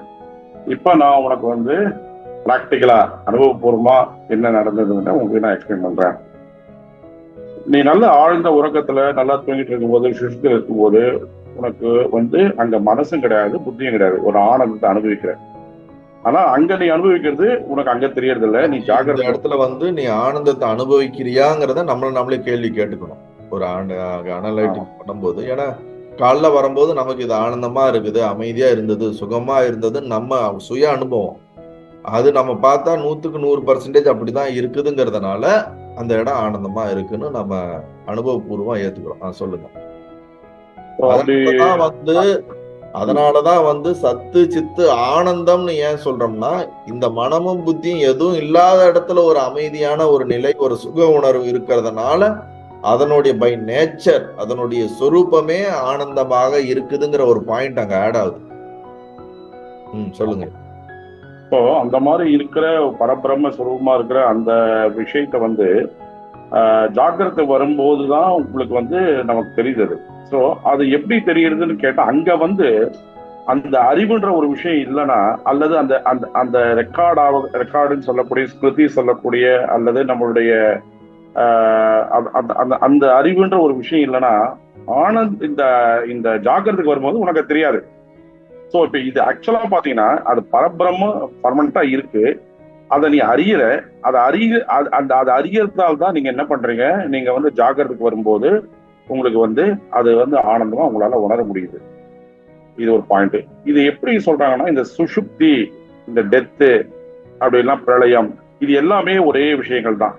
தூக்கனாலும் ஒண்ணுதான், பிரளயமானது ஒண்ணுதான், டெத்துனாலும் ஒண்ணு, எல்லாத்துலயுமே நடக்கக்கூடிய விஷயங்கள் தான் இது. ஸோ இது வந்து இது என்ன ப்ரூஃப்னா, இந்த பரபிரம்ம ஸ்வரூபம் இருக்கு. ரெண்டாவது சத் சித் ஆனந்தம்ன்றது வந்து அது சத்தாகவும் சித்தாகவும் ஆனந்தமாகவும் முப்பொருளும் ஒரே டைம்ல இருக்குன்றதுக்கு எக்ஸ்பிளேஷன் தான் இது. இது நான் பிராக்டிக்கலா அவர் வந்து உணர்ந்து சொல்ற மாதிரி இதுல வந்து சொல்லியிருக்காரு. அதுதான் அதனுடைய மீனிங். அதாவது இது வந்து ஒவ்வொரு சாஸ்திரப்படி இது சொல்லுது, ஸ்கிரிப்சர், ரைட். நான் என்னுடைய அனுபவத்துல இருந்து நான் இப்படி யோசிச்சு பாருன்னு சொல்லி ஒரு டெக்னிக் கொடுத்து அப்படி யோசிச்சு பார்த்தேன்னா, அங்க பாரு, அங்க பாரு, அங்க பாரு, அங்க பாரு, அங்க போகும்போது பாரு, அங்க அருந்ததி நட்சத்திரம் தெரியுதான்னு காட்டுறது போல யுக்தியின் வடிவாக நீ யோசிச்சனாலும் இதாவது. சரி, அது யுக்தி முடிஞ்சது. தேர்டு மெத்தடு தான் வந்து உன்னுடைய சுய எக்ஸ்பீரியன்ஸ்னு ஒன்று இருக்கு. அந்த எக்ஸ்பீரியன்ஸா நீ அனலைஸ் பண்ணு, பிரத்யக்ஷ அனுபவத்தை ஆராய்ந்து அதுல இருந்து ஒரு அறிவுக்கு வா. அப்படிங்கும்போது எல்லாருக்கும் சமமான ஒரு தூக்கம் என்பது ஆழ்ந்த தூக்கம் என்ற ஒரு நிலை ஏற்படுகின்றது. அங்கே அந்த தூக்க நிலையை நம்ம வந்து கான்டம்ப்ளேட் பண்றோம், விசாரம் பண்றோம். எங்க விசாரம் பண்றோம்னா, வேக்கப் ஆனதுக்கு அப்புறம் தான் விசாரம் பண்றோம். என்னென்ன விஷயத்த நாம அதுல இருந்து, இந்த தூக்க அனுபவத்துல இருந்து நாம வந்து அண்டர்ஸ்டாண்ட் பண்ணிக்கிறோம் அப்படின்னா, இப்ப நான் யோசிக்கிறவன் அங்க கிடையாது, ஆனா நான் அங்க இருந்தேன், என்னாலதான் அது அனுபவிக்கப்பட்டதுங்கிறத என்னால ஒதுக்க முடியாது. கரெக்டா? இப்ப நான் வந்து தூக்கத்துல இருந்து வந்ததை நான் யோசிக்கிறவன் நானு, ஆனா நான் அங்க இல்லைன்னு எனக்கு தெரியுது. ஆனா அங்க ஒரு அனுபவத்தை அனுபவிச்சது நான் தாங்கிறத என்னால மறுக்க முடியாது. அதனால என்னுடைய உணர்வு அங்க இருந்தது. அதனாலதான் அந்த அனுபவம் எனக்கு கேரி அவுட் ஆகுது, ஞாபகமாக, மெமரியாக. எந்த ஒரு அனுபவம் நடந்தாலுமே அது நமக்கு மெமரி ஆயிடுது. இப்ப நான் தூக்கத்தோடைய ஞாபகம் எனக்கு வருது, அங்க நடந்த விஷயங்கள், அங்க நான் எங்க இருந்தேன்னு தெரியலங்கிறது ஒரு அறிவு, நல்லா தூங்குனேன் அப்படிங்கிறது ஒரு அனுபவம். இருந்தியான்னா நான் எங்க இருந்தேன்னு தெரியல, ஆனா நான் இதை கோத்ரூ பண்ணங்கிறது என்னோட இருப்பை வந்து எக்ஸிஸ்ட் பண்ணுது. அப்ப நான் இருந்தேன், என்னவா இருந்தேன்னு தெரியல அப்படிங்கிற சொல்ற ஒரு அறிவு அங்க எனக்கு கிடைச்சிருக்கு. நான் எங்க இருந்தேன்னு தெரியல, ஆனா இருந்தேங்கிற அந்த ஒரு இருப்பு அங்க என்னால ஊர்ஜினப்படுத்தப்படுது. அதே நேரத்துல அது வந்து ஒரு அமைதியா இருந்தது, ஒரு சுகமா இருந்தது. இந்த மனம், இந்த புத்தி எதுவுமே இல்லாமல் அது வந்து ஒரு அமைதியான ஒரு சுகத்தை வந்து எனக்குள்ள ஒரு ஸ்டேபிளா, எனக்குள்ள ஒரு அந்த ஒரு உணர்வும் எனக்குள்ள தெரியுது. மனம் வந்து வெளியே வரும்போது ஒரு ரிலாக்ஸ் ஆயிடுது, பாடி ரிலாக்ஸ்ட் ஆயிடுது, சம்திங் எனக்குள்ள வந்து அங்க ஒரு சுகமான ஒரு உணர்வு ஏற்பட்டது. அப்ப இது மூணும் நம்ம சச்சிதானந்தம் சொல்லக்கூடிய அந்த மூணுடைய தன்மையும் அங்கே இருந்ததுக்கான அனுபவ ரீதியாக என்னால அக்செப்ட் பண்ணப்படுது அப்படிங்கிற அந்த கான்டம்ப்ளேட் பண்ணி அதை வந்து பார்க்க சொல்றாரு. அதை அவன் வந்து சீடன் பார்க்கறான். அதுதான் அந்த பாடலுடைய கருத்தா வருது. அதுல என்ன சொல்றாரு? ஸ்ருதி வாயிலாகும் யுக்தி வாயிலாகும் சத்து சித்து ஆனந்த பதங்கள் ஒன்றே, அதுவே பிரம்மம் என விளங்கியதை அனுபவ வாயிலாக விளக்க கேள்வி. உனது சுளுத்தியின் கண் அனுபவித்த ஆனந்தத்தை அப்போது அறியாது, இங்க நம்ம சுகமா இருந்தோம் என்பது அனுபவிக்கும் போது தெரியாமல் அதனுடைய ஞாபகம், அதனுடைய நினைவுகள் நாம் விழித்த பின்பு வருகிறது. அப்பொழுது அனுபவித்த ஞாபகமும் அந்த அனுபவித்தேன் என்ற அந்த அறிவும் அங்கே இருந்தேன் என்ற அந்த இருப்பு, அறிவு, அந்த உணர்வு மூன்றுமே நமக்கு என்ன பண்ணப்படுது? கம்யூனிகேட் பண்ணப்படுது. அதை நெக்லெக்ட் பண்ண முடியாம விழித்த பின் நினைத்து அறிவதால் அறிவு ஆகும். சுளுத்தியில் ஆனந்தத்தை தவிர வேறு இல்லை. ஆதலால் அந்த ஆனந்தமே அறிவாகும். இப்ப ஆழ்ந்த தூக்கத்துல நமக்கு இப்ப வாழ்க்கையில நமக்கு இங்க விழித்த பின்பு நிறைய துக்கங்கள், கோபங்கள், விருப்புகள், வெறுப்புகள், என்னென்னமோ உணர்ச்சி கொந்தளிப்புகள் மாறி மாறி நடக்கின்றன.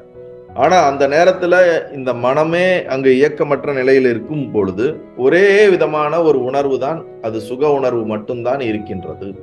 அமைதியான ஒரு உணர்வு. அததான் அங்க சொல்றார், ஆனந்தத்தை தவிர வேறு இல்லை. ஆதலால் அந்த ஆனந்தமே அறிவாகும். பிரளயம், சுளுத்தி ஆகிய இரண்டு அவஸ்தைகளிலும் ஆனந்த வடிவமாகிய நீ இருந்தே அஞ்ஞானமான இருளை அறிகின்றாய். பிரளயம் அப்படின்னா நம்ம இந்த உலகம் அழிந்த பின்பு ஏற்படுகின்ற ஒரு பிரளயம், நைமித்து பிரளயம். பிரம்மாவுடைய 100 வயது முடிந்ததுக்கு அப்புறம் ஒரு பகல் இரவு ஆரம்பிக்கிறது ஒரு பிரளயம். பிரம்மாவோட 100 வயது முடிஞ்சதுக்கு அப்புறம் ஒரு மகா பிரளயம் நடக்குது. நம்ம அஞ்ஞானம் என்ற இந்த இக்னரன்ஸ்ல இருந்து ஓவர் கம் ஆகி வந்துட்டோம்னா அப்ப அந்த பிரளயம் என்ன ஆயிடுது? ஏற்பட்டு நமக்கு ஞான நிலைய போயிடுறோம். கம்ப்ளீட்டா அந்த மைண்ட் இதெல்லாம் இது பண்றோம். அததான் ஞானம் அப்படின்னு சொல்லப்படுது. தினசரி நம்ம தூக்கத்துல போயிட்டு வர்றதும் ஒரு பிரளயத்துக்கு சமந்தான். இறப்புக்கு பின்னாடி ஏற்படுகிறது கூட ஒரு இருள தான் போயிட்டு வரோம். அதுவும் ஒரு பிரளயத்துக்கு சமந்தான். அப்ப பிரளயத்திலையும் நம்ம இருப்பாகவும் அந்த அறிவாகவும் ஆனந்த உணர்வும் இருக்கிறது. ஆனால் அங்க அறியாமையும் சேர்ந்து வருது. அதுதான் இதுல ஒரு முக்கியமான விஷயம். அஞ்ஞானமாக இருளை அறிகின்றாய். ஆதலால் உனது நிஜ வடிவம் சத்து சித்து ஆனந்தமாம் இவ்வாறு இருந்தலை புத்தியால் யூகித்து அறிந்து அகண்ட பரிபூர்ண சச்சிதானந்த வடிவாக இருப்பாயாக. இப்ப உன்னுடைய அனுபவத்தை நீ ஆராய்ச்சி பண்ணி அதுல இருந்து உனக்கு ஒரு அறிவை நீ என்ன பண்ண, எசன்ஸா எடுத்து அந்த அறிவு தான் அல்டிமேட்டுன்னு நீ புரிஞ்சு நீ ஏகமான சச்சிதானந்த பிரம்மமாக இருப்பாயாக அப்படின்னு சொல்லு. என்ன குரு பிளஸ் பண்றார். சுளுத்தியில் ஆனந்தம் அஞ்ஞானம் இரண்டையும் அறிகிறது. ஆதலால் அதுவே சித்து. அப்போது ஆனந்தமும் சித்தும் இருந்தே அறிவதால் அதுவே சத்து. இதுதான் இப்ப இந்த 3 பாடல்கள் மூலியமாக, இது ரொம்ப முக்கியமான பாடல். இந்த 3 இந்த விசாரம் விசாரம் விசாரம் அப்படின்னு சொல்றது இதுதான். இத கான்டம்ப்ளேட் பண்ணி இதுல என்ன சொல்லப்படுதுங்கிறத அர்த்தத்தை ஆழ்ந்து நம்ம உள்ள எடுத்தோம்னாலே நமக்குள்ள இந்த ஞானம் ஒரு இதாயிடும், உற்பத்தி ஆயிடும். பரோட்ச ஞானம் ரொம்ப ஸ்ட்ராங்கா என்ன ஆயிடும், அனுபவத்தை நமக்கு அது அப்படியே மெல்ல மெல்ல அனுபவத்துக்கு மாற ஆரம்பிச்சிடும். அறிவுல இருந்து அப்புறம் மொத்தமா டீப்பான ஒரு அந்த ஆனந்தத்துக்கு ஏற்பட்டு விடும். நமக்கு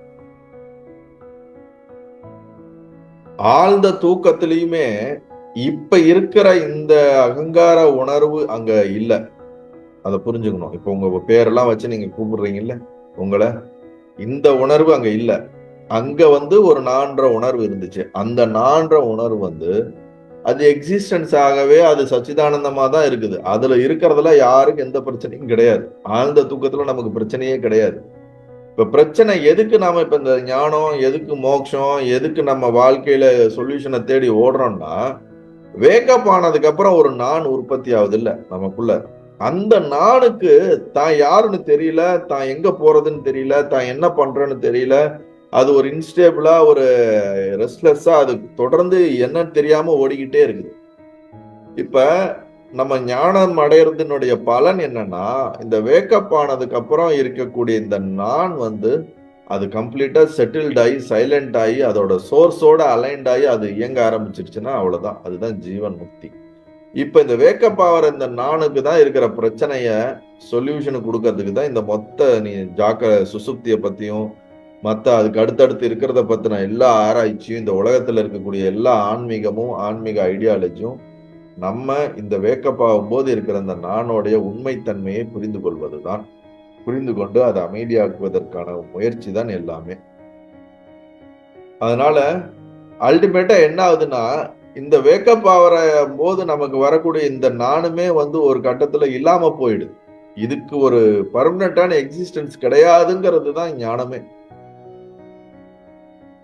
வேக்கப் ஆகும்போது வரக்கூடிய உங்களுக்கு காலையில வருது, நைட்டு போயிடுது, திடீர்னு பிறக்கும் போது வருது, திருப்பி இறக்கும் போது போயிடுது, நடுவுல தூக்கத்துல போயிடுது.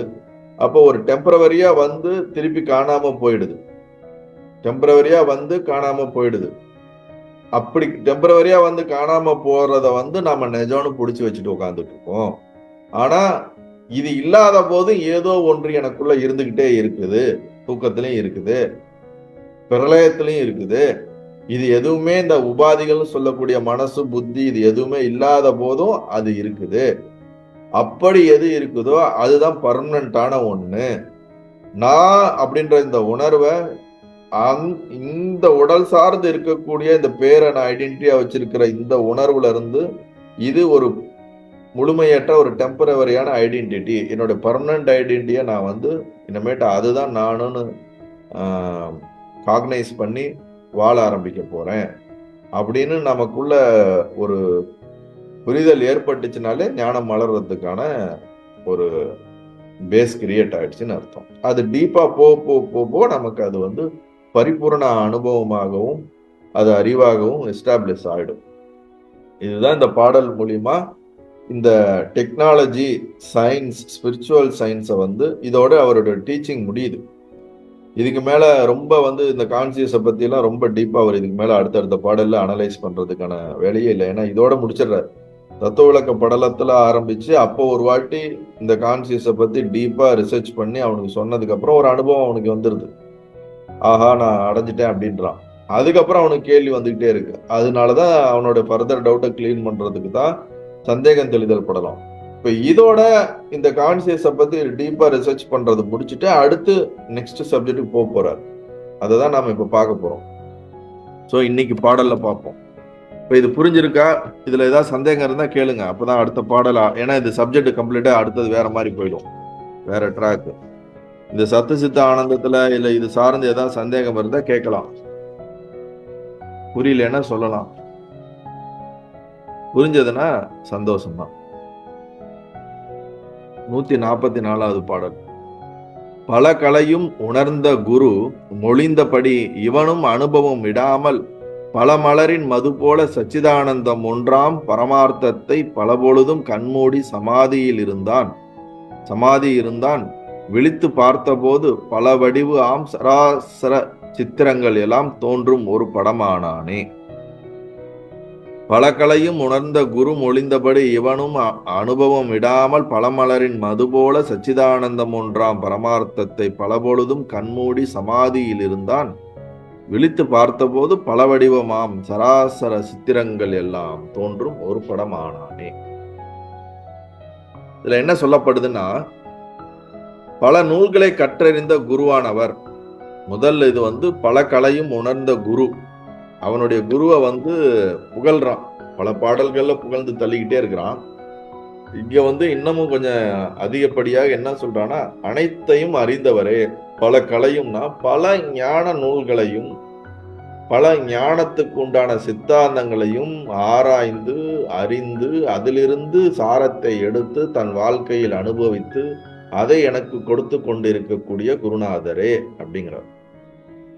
அதாவது வேதாந்தத்தை படித்துவிட்டு வெறும் வேதாந்தத்தை மட்டுமே நான் சொல்லுவேன் என்று இருக்காமல், அல்லது ஒரு சித்தாந்தத்தை படித்துவிட்டு இந்த சித்தாந்தத்தை மட்டும்தான் நான் சொல்லுவேன், இதை தவிர எனக்கு வேற ஒன்றும் தெரியாது, இதுதான் உண்மை, இதுதான் சத்தியம் என்று ரொம்ப நம்ம ஒரு ஃபெனாட்டிக்காவும் இருக்க முடியாது, இருக்கக்கூடாது.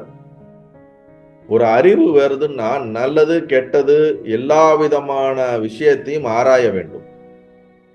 நாம் கண்மூடித்தனமாக நம்பிக்கையின் அடிப்படையில் ஒரே டிராக்ல போகவும் கூடாது. அதற்கான ஒரு உதாரணம் தான் பல கலையும் உணர்ந்தன. அவர் பல நூல்களை படித்திருக்கிறார்.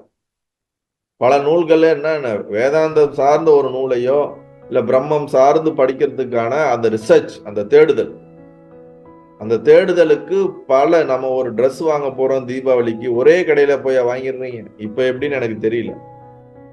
எனக்கு கேள்விப்பட்ட வரைக்கும் எல்லாரும் ஒரு 4-5 கடைக்கு போவாங்க. அந்த கடையில செக் பண்ணுவாங்க, அடுத்த கடையில செக் பண்ணுவாங்க, எந்த கடையில நல்லா இருக்குன்னு பார்ப்பாங்க, எந்த கடையில ரேட் அதிகமா இருக்கு கம்மியா இருக்கு. இல்லாட்டினாலும் ஒரு 10 கடையை ஏறி இறங்கினாதான் அவங்களுக்கு ஒரு திருப்தியா என்ன ஆகும், ஓஹோ 10 கடையில இதுதான் பெஸ்டா இருக்குன்னு ஒரு கன்க்ளூஷனுக்கு வராங்க. அது போல இப்ப ஞானம், மோட்சம், பிரம்மன்னு சொல்லிட்டா, இப்ப வேதாந்தம் என்ன சொல்லுது, எல்லாமே பிரம்மம் அப்படிங்குது. ஆஹா இது சொல்லிடுச்சு அப்படின்னு இது மட்டும்தான் நான் எடுத்துக்குவேன் அப்படிங்கிறது இல்லாம, யோக மதம் நம்ம சத்தரிசனம் பார்த்திருப்போம். சத்தரிசனத்துல யோக மதம் இருக்கு. யோகம் கான்சியஸ்னஸையும் மோட்சத்துக்கும், அதாவது மோட்சத்திற்கான வழியும் முறையும் சொல்வதுதான் எல்லா சித்தாந்தங்களும். பிறவி இல்லா பெருநிலையும் வாட் எவர் இட் இஸ் அல்டிமேட்டா நம்ம எக்ஸ்பீரியன்ஸ் பண்றதுக்கு தான் நம்ம யோக மதம், சாங்கிய மதம், வைசீக மதம், வைசீசம், அது எனக்கு கரெக்டா ஸ்பெல் பண்ண வரல. அது இன்னும் 2-3 நிறைய மதங்கள்லாம் இருக்குது. ஏன் விசிஷ்ட அத்வைதம், துவைத்தம், அத்வைத்தம், இது எல்லாமே அதனுடைய பிரிவுகள் தான்.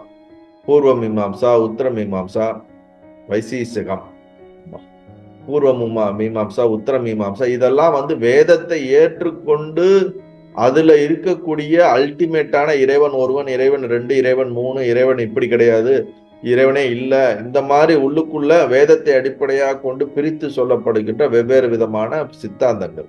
இப்ப வேதத்தை அடிப்படை இல்லாம பல சித்தாந்தங்கள், பல மதங்கள் இருக்கின்றன. இப்ப இந்த மாதிரி எல்லாத்தையும் நம்ம கொஞ்சம் ஆராய்ச்சி பண்ணி அவங்க என்ன சொல்ல வராங்க, இவங்க என்ன சொல்ல வராங்க, அது எது அல்டிமேட்னு சொல்ல வராங்கிறதெல்லாம் கொஞ்சம் ரிசர்ச் பண்ண வரதான் இங்க என்ன சொல்றாரு, பல நூல்களை கற்றறிந்த குருவானவரே அப்படின்னு இவன் சொல்றான், சீடன் சொல்றான். அப்பதான் நமக்கு ஒரு ரிசல்ட் கிளியரா நமக்கு தெரியும். இவனும் அனுபவம் விடாமல் பல மலரின் சேர்த்த மது போல, அதாவது பல வகை மலர்களிலிருந்து சேர்ந்த தேன் ஒரே சுவையா இருந்தது போல, சச்சிதானந்தம் என்னும் உண்மையை நிலையை ஸ்ருதி யுக்தி அனுபவத்தோடு மொழிந்தபடி, இப்ப அவருக்கு அனுபவம் இருக்கிறதுனாலையும் பல விஷயங்கள் அவருக்கு அறிவு இருக்கிறதுனாலையும் தான் சாஸ்திரப்படியும் அவருக்கு எஜுகேட் பண்ணாரு, சீடனுக்கு யுக்தி படியும் எஜுகேட் பண்ணாரு. அவருடைய அனுபவம் போல உன்னுடைய அனுபவத்தை இப்படி பாருன்னு சொல்லி அனுபவபூர்வமாவும் எஜுகேட் பண்ணி எல்லா வகையிலும் என்னை தயார்படுத்தி எனக்கு ஒரு புரிதலை கொடுத்த குருவே, எப்படி ஒரு பல மலர்கள் தேனை அந்த தேனீக்கள் என்ன பண்ணுது, அந்த ரசத்தை கொண்டு தேனை உருவாக்குவது போல, எனக்கு இந்த சச்சிதானந்தங்கிற இந்த அல்டிமேட் இந்த ஒரு ட்ரூத்தை நீங்க எனக்கு இந்த ஸ்ருதி யுக்தி அனுபவத்துல இருந்து வெவ்வேறு விதமா கொண்டு எனக்கு புரிய வச்சுட்டீங்க அப்படின்னு சொல்லி அவன் என்ன பண்றான், பல காலம் கண்மூடி சமாதி நிலையில் இருந்தான். இப்ப ஒரு சொல்லக்கூடிய இந்த சத்தியத்தை ஆழ்ந்து உட்கார்ந்து கான்டம்ப்ளேட் பண்ணி அதனுடைய ஆழமான அந்த சத்தியத்துல எஸ்டாப்ளிஷ் ஆயிட்டான், சமாதி நிலைக்கு போயிட்டான், மனமற்ற நிலைக்கு போயிட்டான். ஏன்னா அந்த சச்சிதானந்தம் அப்படிங்கிற அந்த இதை கான்டம்ப்ளேட் பண்ண நிதித்தியாசனம் பண்ண அவனுக்கு வெளி உலகத்தின் மேல் இருக்கக்கூடிய பற்றுதல்கள் குறைந்து அந்த சோர்ஸாகவே அந்த சோர்ஸ்ல அவன் எஸ்டாப்ளிஷ் ஆயிட்டான். அவன் பல காலம், எவ்வளவு நாள் இருந்தான்னு சொல்லல, எவ்வளவு நேரம் இருந்தான்னு சொல்லல, பட் அவன் கண்மூடி சமாதி நிலையில் இருந்தான். அவனுக்கு சமாதி சித்தி ஆகி இருக்கிறது அப்படின்னு நமக்கு தெரியுது. பிறகு ஏற்கனவே தந்தேகம் தெளிதல் படலத்திலையும் சொல்லியிருக்காரு, இங்கேயும் சொல்லியிருக்காரு. பிறகு விழித்த போது அநேக விதமான வடிவங்களான சர அசரளங்களாகிய சித்திரங்கள் எல்லாம் அகண்ட சச்சிதானந்த பிரம்மமாய் தோன்றும் ஒரு வஸ்திரம் போல ஆனான். பிரபஞ்சத்தை ஆரோபகமாகவும் சித்திரமாகவும் பிரம்மத்தை சித்திரத்தின் ஆதாரமான வஸ்தமாக கூறினான். இப்ப அவன் சமாதிக்கு போயிட்டான், சமாதியில இருந்து வேக்கப் ஆயிட்டான். வேக்கப் ஆகிறதுக்கு உள்ள போகும்போது அவனுடைய நான்ற உணர்வும் அவனுடைய புரிதலும் அவனுடைய அறிவும் உலகத்தை பார்த்த விதமும் அவன் அறிந்த விதமும் வேறு. சமாதிக்குள் சென்று மீண்டு வெளியே வரும் பொழுது அவன் தன்னையும் மற்றவையும் அறியக்கூடிய விதை எப்படி பார்க்கிறான் என்றால், தன்னை ஒரு திரையாகவும் திரையின் மீது பல படங்கள் பல காட்சிகள் மாறி மாறி ஏற்பட்டு கொண்டே இருக்கின்றன. அந்த காட்சிகள் எல்லாம் மாறிக்கொண்டே இருக்கும். ஆனா திரை மாறவே மாறாது, ஆதாரமாக இருக்கின்றது. அதுபோல நான் அப்படின்ற அவன் தன்னை அந்த திரை போல ஆதாரமான ஒரு கான்சியஸ்னஸ் ஆக என்னை உணர்ந்துட்டான். அவன் அப்படிதான் தன்னை அப்ப கண் வெளிச்சதுக்கு அப்புறம் ஃபீல் பண்றான். ஆனா அவனுக்கு முன்னாடி நடக்கிறது, போறது, வர்றது, விஷயங்கள் எல்லாவற்றையும் அவனுக்கு முன்னாடி நடக்கக்கூடிய எல்லா செயல்களும், விவகாரங்களும் அவனுக்கு இந்த திரையின் மீது நடக்கக்கூடிய காட்சிகளாக இருக்கின்றன. இந்த காட்சிகள் நடப்பதினால் திரைக்கு எந்த பாதிப்பும் ஆவறதில்லை. ஸ்கிரீன்ல எவ்வளவு பிக்சர் தெரிஞ்சாலும் ஸ்கிரீன் டேமேஜ் ஆகாது.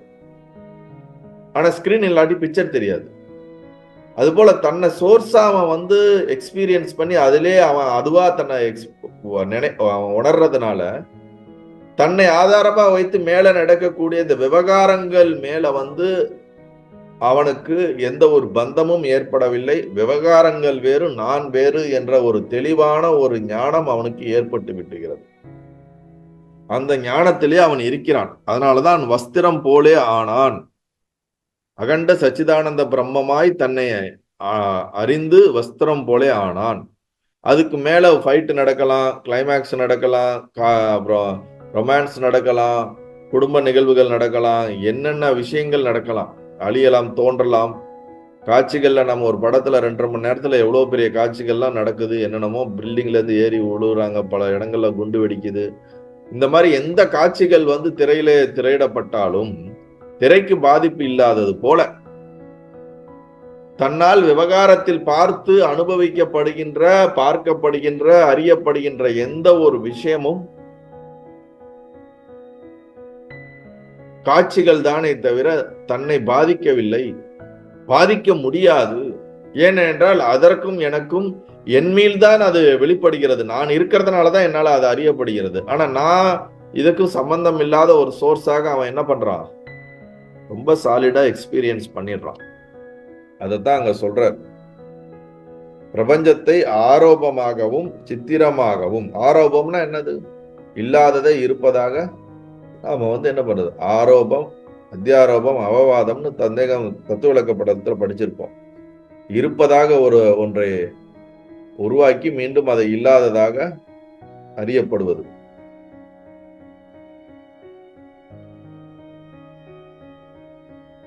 பிரம்மத்தை சித்திரத்திற்கு ஆதாரமான வஸ்திரமாக என கூறினார். அவ்வளவுதான், அவனுக்கு எக்ஸ்பீரியன்ஸ் நடந்துருச்சு.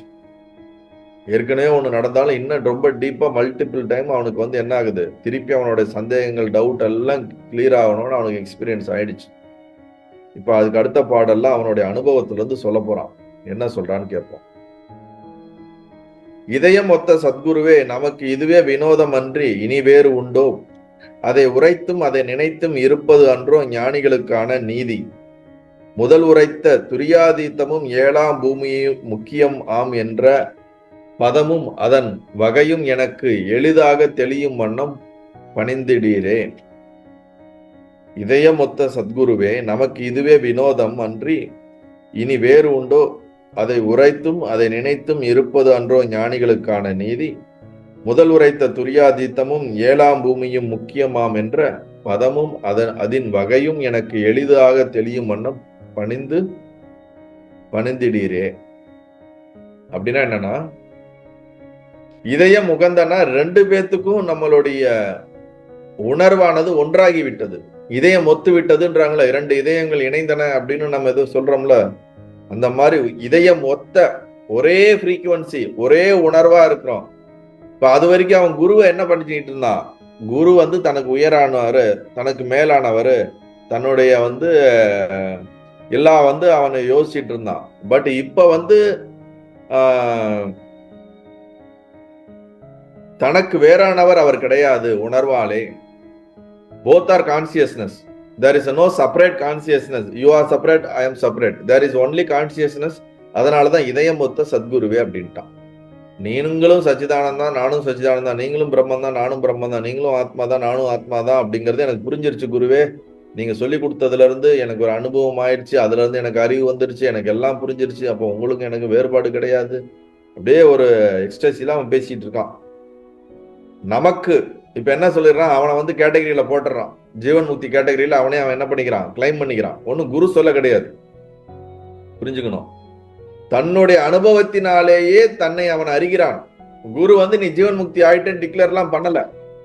ஆனா அவனுடைய சுய அனுபவம் அவனுக்கு அவனுடைய உண்மையான முகத்தை என்ன பண்ணுது, அவன் உண்மையான நேச்சரை காட்டி கொடுக்குது. அதனாலதான் 2 பேரும் ஒண்ணுன்றான், இல்லாட்டி சொல்ல முடியாதுல்ல அவனால. அப்ப நமக்கு இதுவே, நமக்குன்னா நம்ம 2 பேருக்கும் இதுவே வினோதம் அன்றி இனி வேறும் உண்டோ.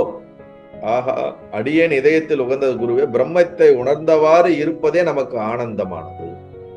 நம்ம உணர்ந்துட்டோம், இந்த உணர்ந்த உணர்வோட இருக்கிறது தான் நமக்கு ஆனந்தமானது. அதை விட வேற ஏதாவது வேலை உண்டா? இதை விட வினோதமானது ஏதும் உண்டா? இதை விட பெரிய சத்தியம் என்ன இருக்கு? இதை விட உயர்ந்தது என்ன இருக்குது? இதுதான் அல்டிமேட்டு. இந்த அல்டிமேட்டு நமக்கு கிடைச்சிருச்சு, எனக்கு புரிஞ்சிடுச்சு அப்படின்னு ரொம்ப ஒரு ஆனந்தத்துல வந்து குருவோட தன்னுடைய உணர்வுகளை பகிர்ந்து கொள்கின்றான்.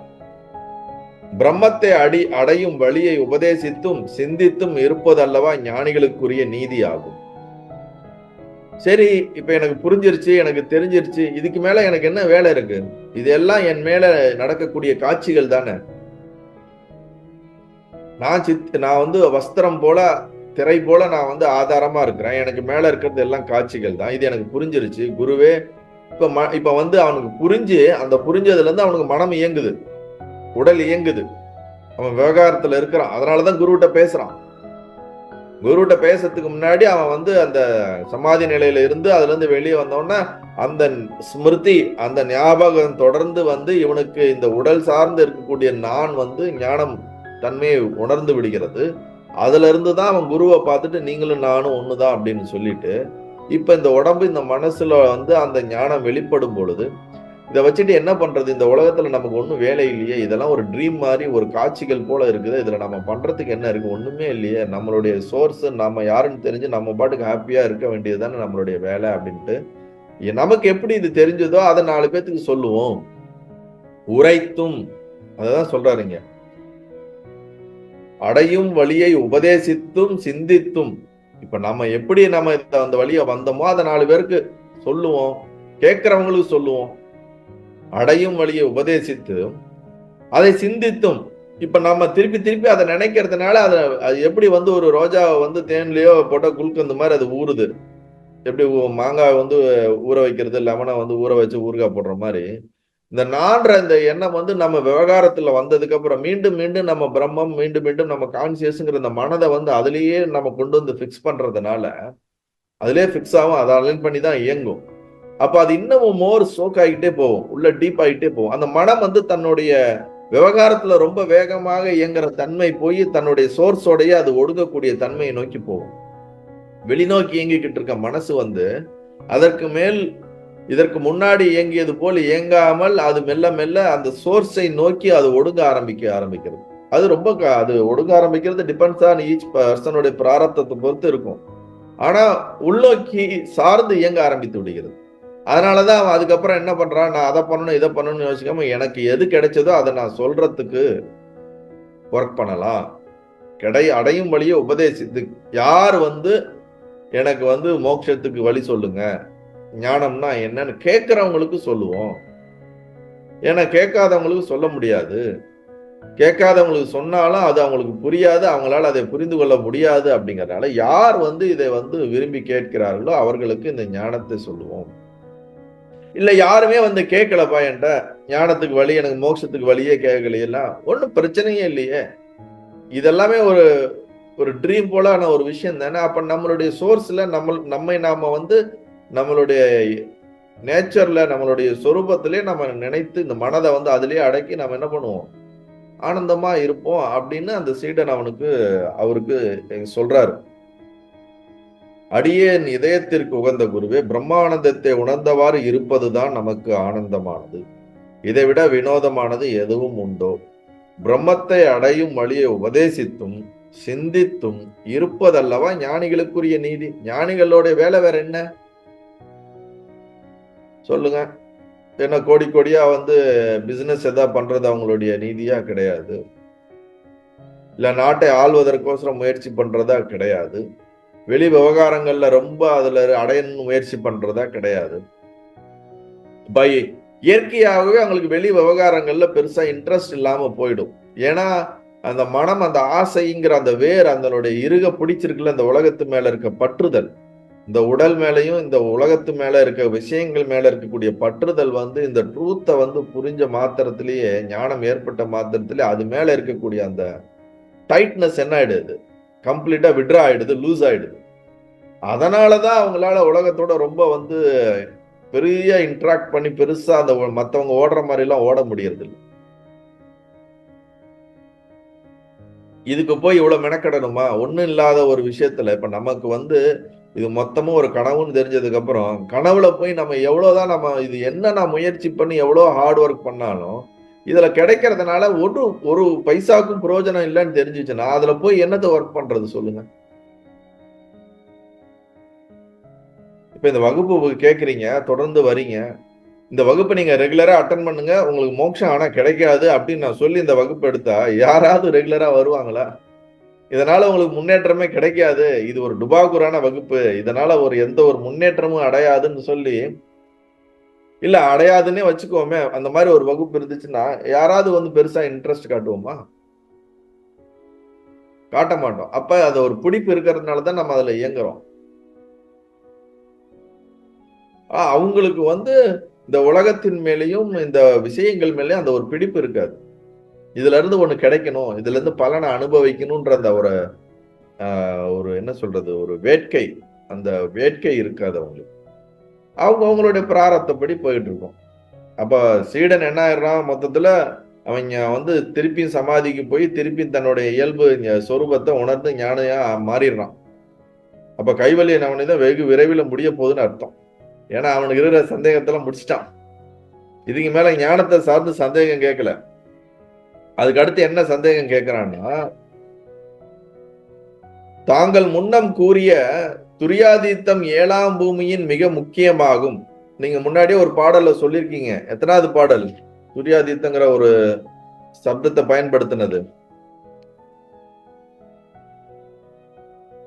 132வது பாடல்ல, எவனாகிலும் இந்த துரியாதீதத்தில் 7ஆம் பூமியில் இருந்தானேல் அவன் நாரதன், சுகன், சிவன், மால், அயன் முதல் அறிவோர் அனுபவ சுகபோதம் விவகார அதிர்சயம் இதுவே அனுபவம் என முன் சொல்லிய விவகாரை ஓபமான மரிமகனே அவனடி உதிரும் பொடிகள் என் முடி மேலே.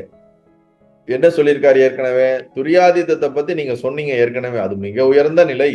அந்த நிலைய நாரதன், சுகர், சிவன் போல பெருமாள் இவங்க எல்லாம் இருக்காங்க.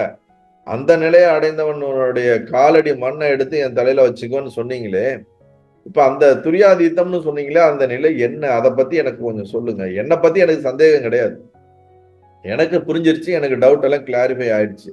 நீங்க ஏதோ புதுசா ஒரு வார்த்தையை இங்க பயன்படுத்தினீங்கல்ல, அது ஏதோ 7ஆம் பூமின்றீங்களே, அப்படின்னா என்ன அப்படின்றதுதான் கேள்வி.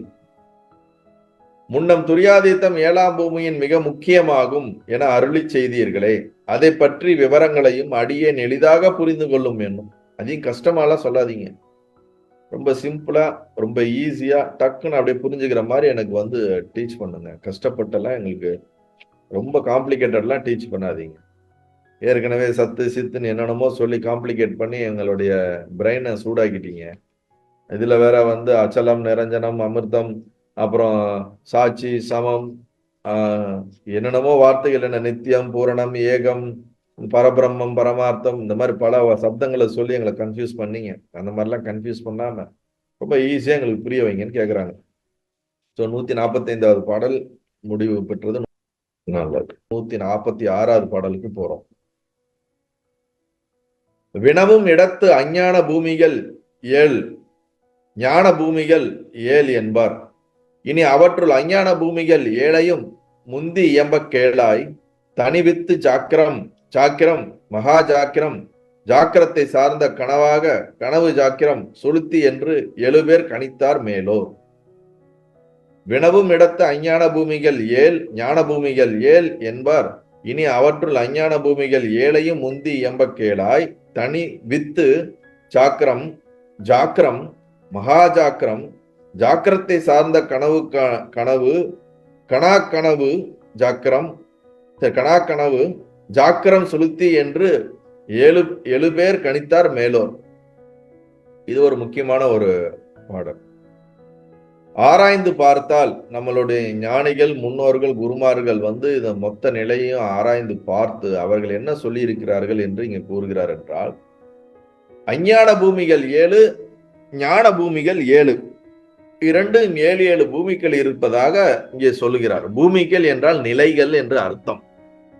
நிலை, ஸ்டேஜ், ஒரு படி, 2 படி, 3 படி, 7ஆம் படி அப்படிங்கிற மாதிரி 7ஆம் நிலை, முதல் நிலை, 2ஆம் நிலை, 3ஆம் நிலைன்னு சொல்றோம்ல. முதல் நிலை வகுப்பு, 2ஆம் நிலை வகுப்புன்னு சொல்ற மாதிரி இது பூமிகள் என்றால் நம்மளுடைய நிலை. அப்ப அஞ்ஞானத்துல இருக்கிறவருக்கு 7 நிலைகள் இருக்கான்.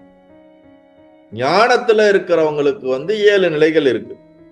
ஞானத்திற்கான 7 நிலைகள், அஞ்ஞானத்திற்கான 7 நிலைகள் என்று 2 வெவ்வேறாக பிரித்து சொல்லப்பட்டிருக்கிறது. நம் முன்னோர்கள், ஞானிகள் அதெல்லாம் சொல்லி இருக்கிறாங்க. அதுல உனக்கு முதல்ல அஞ்ஞானத்தில் இருக்கக்கூடிய இந்த 7 நிலைகளை பற்றி உனக்கு விளக்குகிறேன் அப்படின்னு சொல்றார்.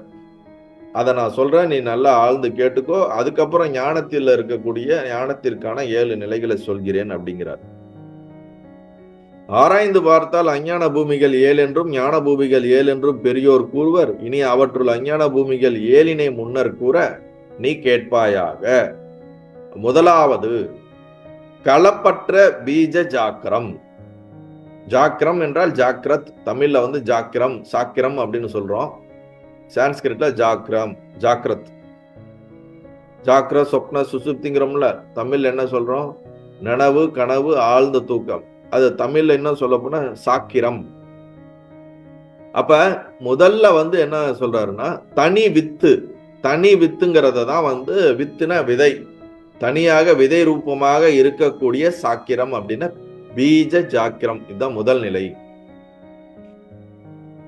இரண்டாவது ஜாக்கிரம், சாக்கிரம். ஜானே வருது எனக்கு, சாக்கிரம். இரண்டாவது நிலை சாக்கிரம். மூன்றாவது மகா சாக்கிரம். நான்காவது சாக்கிரத்தில் சொப்பனம். ஐந்தாவது சொப்பனம். ஆறாவது சொப்பனத்தில் சாக்கிரம். ஏழாவது சுளுத்தி என்பனவாகும்.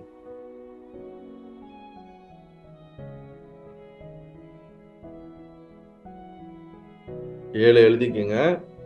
பீஜ ஜாக்கிரதம், ஜாக்கிரம், மகா ஜாக்கிரம், ஜாக்கிரத்தில் சொப்பனம், சொப்பனம், சொப்பனத்தில் ஜாக்கிரதம், ஏழாவது சுளுத்தி. இந்த மாதிரி 7. இந்த 146வது பாடல்ல இந்த 7 பத்தின பேரை மட்டும்தான் சொல்லியிருக்காரு. 2 அஞ்ஞான நிலைகள் 7, அஞ்ஞான பூமிகள் 7, ஞான பூமிகள் 7. அதுல அஞ்ஞான பூமிகள் 7ஓட பேரை சொல்லி இப்ப ஒவ்வொன்னா அதை பத்தி டீட்டெயில்டா நமக்கு எக்ஸ்பிளைன் பண்ண போறாரு. இப்ப நம்ம 147வது பாடலுக்கு போலாம். முந்த அகண்டத்து எழும் ஓர் அறிவு மாத்திரம் அதுதான் முதல் வித்து ஆகும்.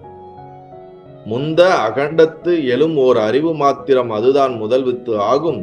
இந்த அறிவில் பண்டு இல்லாத அகந்தை முளைபோல் ஆம் இது நனவாம்.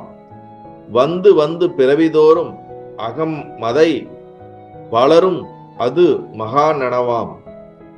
நந்தும் அகம் கொடுநனவில் மனோராஜ்யம் செயலே நனாக்கனவே. திருப்பி படிக்கிறேன்.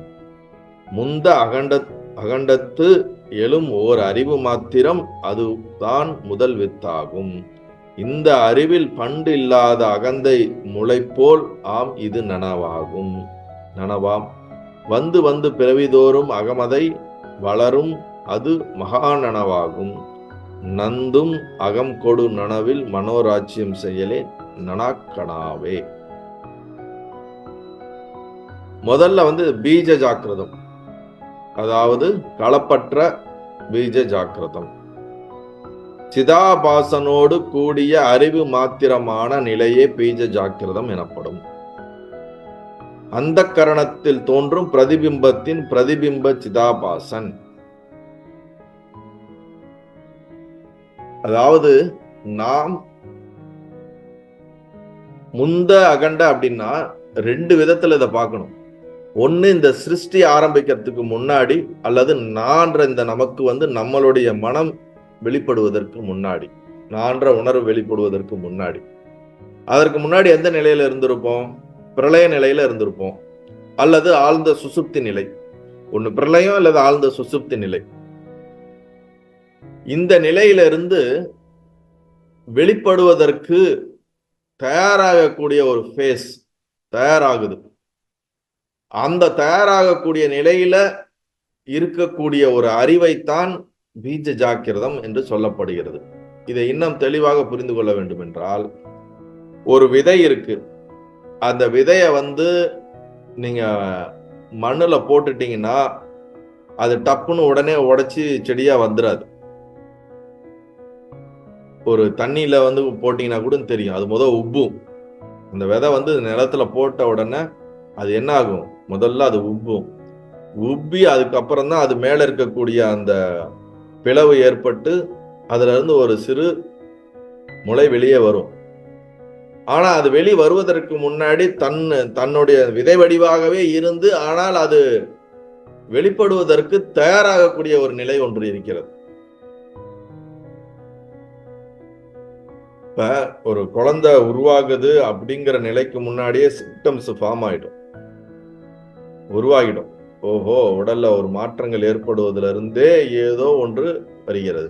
கன்ஃபார்ம் ஆகிறதுக்கு முன்னாடியே அந்த ஒரு சிசு ஃபார்ம் கர்ப்பப்பையில ஃபார்ம் ஆகிறதுக்கு முன்னாடி ஒரு ஸ்டேஜ் இருக்குல்ல, there is a formation stage. அதாவது அது அதுக்கு ஸ்டார்ட் ஆயிடுச்சு, பட் ஆனா அது ஃபார்ம் ஆகல ப்ராப்பரா, அது ஒரு இதா ஃபார்ம் ஆகலன்னு ஒரு இன்டர்மீடியட் ஸ்டேட் ஒன்று இருக்கு.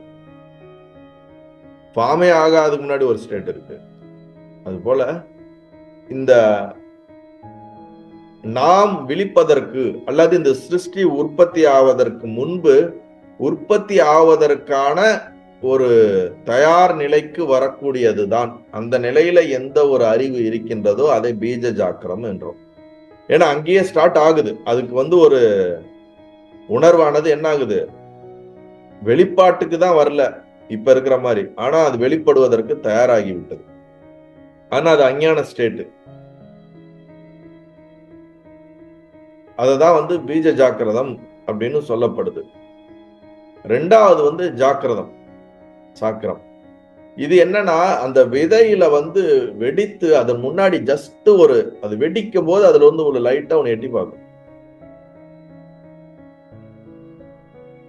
நமக்கு முதல்ல இந்த நான்ற உணர்வு வெளிப்படக்கூடிய அகம், நான் அப்படின்ற இந்த உணர்வு வெளிப்பட்டு நான் எனதுங்கிற இந்த உணர்வு ஏற்படும்.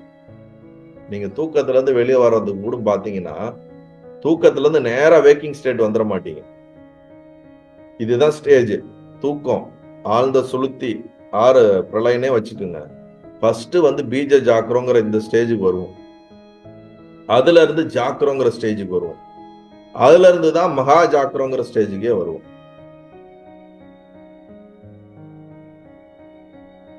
ஆழ்ந்த தூக்கத்துல இருந்து விழிப்புக்காக தயாராகிற நிலை, விழிப்பு நிலை, முழு விழிப்பு நிலை. நான்ற உணர்வு வந்துரும், ஆனா உடம்புங்கிற உணர்வு இல்லாம இருக்கலாம். அல்லது இந்த சுத்தி இருக்கிற எந்த விஷயத்த பத்தின ஒரு நாளே நமக்கு மனம் முழுவதுமா இயங்காம இருக்கக்கூடிய நிலையா இருக்கலாம். ஆனா நமக்கு நான்ற ஒரு உணர்வு ஏற்பட்டு விடுகிறது. ஒரு வெரி சூட்சமமாக, வெரி சட்டிலாக நமக்கு நான்ற உணர்வு விதை ரூபத்திலிருந்து அதில் வெடித்து அதுல ஒரு குருத்து, ஒரு முளை வருவது போல நமக்கு முதல்ல நான்ற உணர்வு வெளிப்படக்கூடிய அந்த நிலையத்தான் இரண்டாவதாக ஜாக்கிரம் அப்படின்னு சொல்றாரு. அது வந்த உடனே நான், அதுக்கு அடுத்து உடம்பெல்லாம் பிடிச்ச உடனே எனது அப்படின்னு பிடிக்கும். என்னுடைய உடம்பு, என்னுடைய மனசு, என்னுடைய உடல், என்னுடைய வீடு, என்னுடைய பொருட்கள் அப்படின்னு அதுக்கு அடுத்து அப்புறம் தான் ஸ்ப்ரெட் ஆகும். இப்ப நான்ற உணர்வு அகங்காரம், அதுக்கு அடுத்து மமகாரம், எனது, நான் எனது. அகங்காரம் மமகாரம் ரெண்டுமே அங்கதான் என்ன ஆகும்? நான்ற உணர்வு வந்ததுக்கு அப்புறம் தான் எனதுங்கிறது ஏற்பட முடியும். ரெண்டு சைமல்டேனியஸா. இந்த உடம்பு என்னதுன்னு நாம எப்ப பிடிப்போம்? நான்ற உணர்வு வந்ததுக்கு அப்புறம். இந்த மனசு என்னது? இந்த நான் படுத்திருக்கேன், இது என் வீடு, என்னுடைய காரு, இதெல்லாம் அந்த ஒரு குருத்து வெளியே வந்ததுக்கு அப்புறம் தான் அதுக்கு அடுத்து இதெல்லாம் டக்குன்னு அதுல இருந்து எஸ்டாப்ளிஷ் ஆகும். அததான் ஜாக்கிரத ஸ்டேட் அப்படிங்கிறது. மூணாவது மகா ஜாக்கிரதம். மகா ஜாக்கிரதம் அப்படின்னா கம்ப்ளீட்டா நாம கண்ணை திறந்து காலையில எந்திரிச்சுடுறோம் பாத்தீங்களா? ஆஹா, நான் உலகத்துலதான் இருக்கிறேன், உயிரோட தான் இருக்கிறேன், எனக்கு மனசெல்லாம் இயங்குது, என் கண்ணு தெரியுது, காது கேட்குது, என் உடம்பெல்லாம் இயங்குது. காலைல எந்திரிச்சோன்னா பரபரன்னு எல்லா இந்திரியங்களும் மனமும் கருவிகளும் கரணங்களும் முழுவதுமாக இயங்கக்கூடிய நிலையைத்தான் மகா ஜாக்கிரம் அப்படின்னு சொல்றோம். இப்ப நீங்க சுளுத்தில இருக்கீங்களா சொப்பனத்துல இருக்கீங்களான்னு தெரியல, ஆனா நீங்க மகா ஜாக்கிரத்துல இருக்கிறதா நான் நினைச்சு கிளாஸ் எடுத்துட்டு இருக்கேன். சோ இந்த ஸ்டேட்டை தான் நம்ம என்ன சொல்றோம்? மகா ஜாக்கிரதம் அப்படின்றோம். திருப்பி படிக்கிறேன். இதுலதான் நம்ம இப்ப கிளாஸ் மத்த எல்லா ஒர்க் பண்றது எல்லாமே இந்த மகா ஜாக்கிரம் தான். இந்த ஸ்டேட்டும் ஒரு அஞ்ஞான ஸ்டேட் தான். நமக்கு நான்ற உணர்வு படுத்திருக்கும் போதோ இல்ல நம்ம பிறப்பாகும் போது முதல்ல நம்ம டெத்துல இருந்து பிறக்கும் போது நமக்கு நான்ற உணர்வு வருதா இருக்கட்டும், பிரளயத்துக்கு அப்புறம் ஒரு சிருஷ்டியில நமக்கு நான்ற உணர்வு வர்றதா இருக்கட்டும், இதை நீங்க ரெண்டு விதத்திலையும் எடுத்துக்கணும்.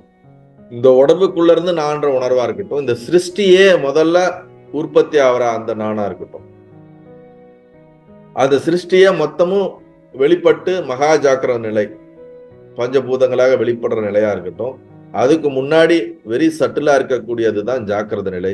அதுக்கு முன்னாடி வெரி வெரி வெரி சட்டிலா இருக்கிறது தான் பீஜ ஜாக்கிரதம்.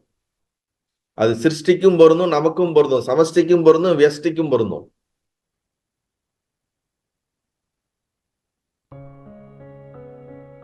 சிதாபாசனோடு கூடிய அறிவு மாத்திரமான பீஜ ஜாக்கிரதம். சிதாபாசன் என்னது? சித்தோடைய ஆபாசன், the reflected consciousness.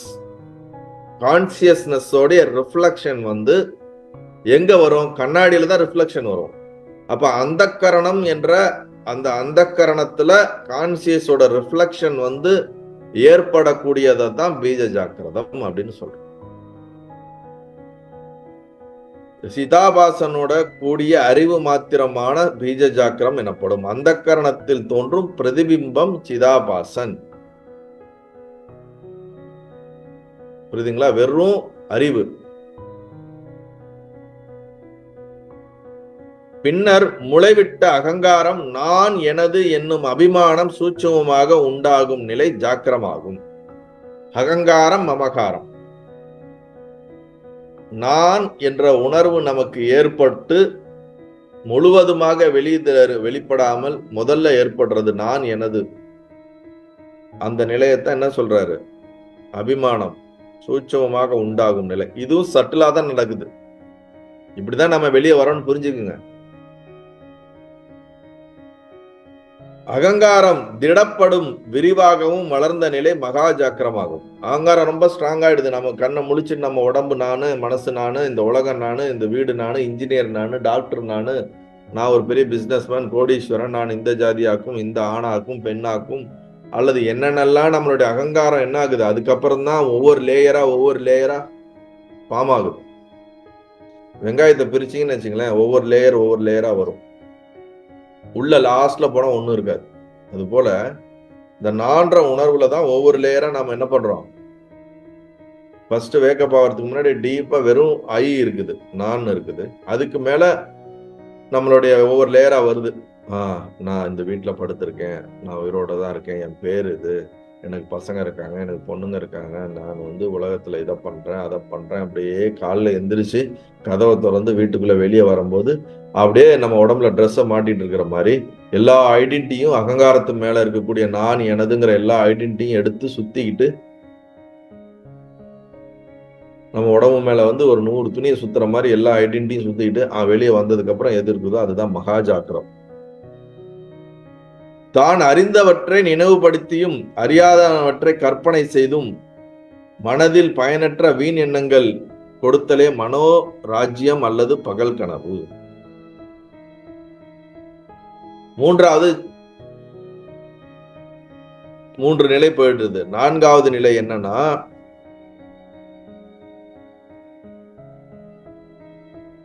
நந்தும் அகம் கொடு நனவில் மனோராஜ்யம் செய்யலே. மனோராஜ்யம் ஜாக்கிரத்துல சொப்னம். இது நம்ம எல்லாரும் மோஸ்ட்லி இருக்கிறது தான். இப்ப நீங்க அப்படியே கண்ணை மூடி உட்காருங்களேன். அப்படியே கண்ணை மூடி உட்காந்து நீங்கள் அப்படியே ஞானம் அடைந்தது போல உங்களை விசுவலைஸ் பண்ணுங்க. அப்படியே உங்களுக்கு 10 கைகள் வருவது போலவும், நீங்கள் பராசக்தி போலவும், நீங்கள் ஆதிசிவன் போலவும், நீங்கள் அப்படியே உலகம் முழுவதும் விரிவடைந்து போவதும், அப்படியே இருந்து கொண்டே உங்களுடைய பீரோ முழுவதும் 2000 ரூபாய் கட்டுக்களாக இருப்பதாகவும் 500 ரூபாய் கட்டுக்களாக இருப்பதாகவும், நீங்கள் சொன்னவுடன் 100 பேர் உங்கள் முன்னே வந்து சொல்வதை கேட்பதற்கு இருப்பதாகவும், இந்த உலகத்திலே சூரியனை மறைப்பதாகவும் சந்திரனை மறைப்பதாகவும் சொன்னால் கேட்கும்படி செய்வதாகவும், இது போல பல விதமான விஷயங்களை நீங்கள் அப்படியே நினையுங்களேன். திடீரென்று கருப்பாக இருக்கக்கூடிய நீங்கள் சிகப்பாக மாறுவதும், திடீரென்று ஒரே நாளில் கோடீஸ்வரராக, மல்டி மில்லியனராக, பிரதமராகவும் ஜனாதிபதியாக ஆவதும், ரொம்ப அதிசயமாக நீங்கள் சொல்வதை உங்கள் மாமியார் கேட்பதும், நீங்கள் சொல்வதை உங்கள் மகன் மகள்கள் கேட்பதும், இது ரொம்ப ரேராதான நடக்குது. இது போல நடக்காத விஷயங்களை நமக்கு முழு அறிவோடு விழிப்பு நிலையிலே, இந்த ஜாக்கிரத நிலையிலே நம் மனதை நாமாக முயற்சித்து நாம் ஒரு கற்பனைக்குள் ஆள்வதற்கு பேருதான் ஜாக்கிரத் சொப்னம், மனோராஜ்யம் என்று சொல்வது.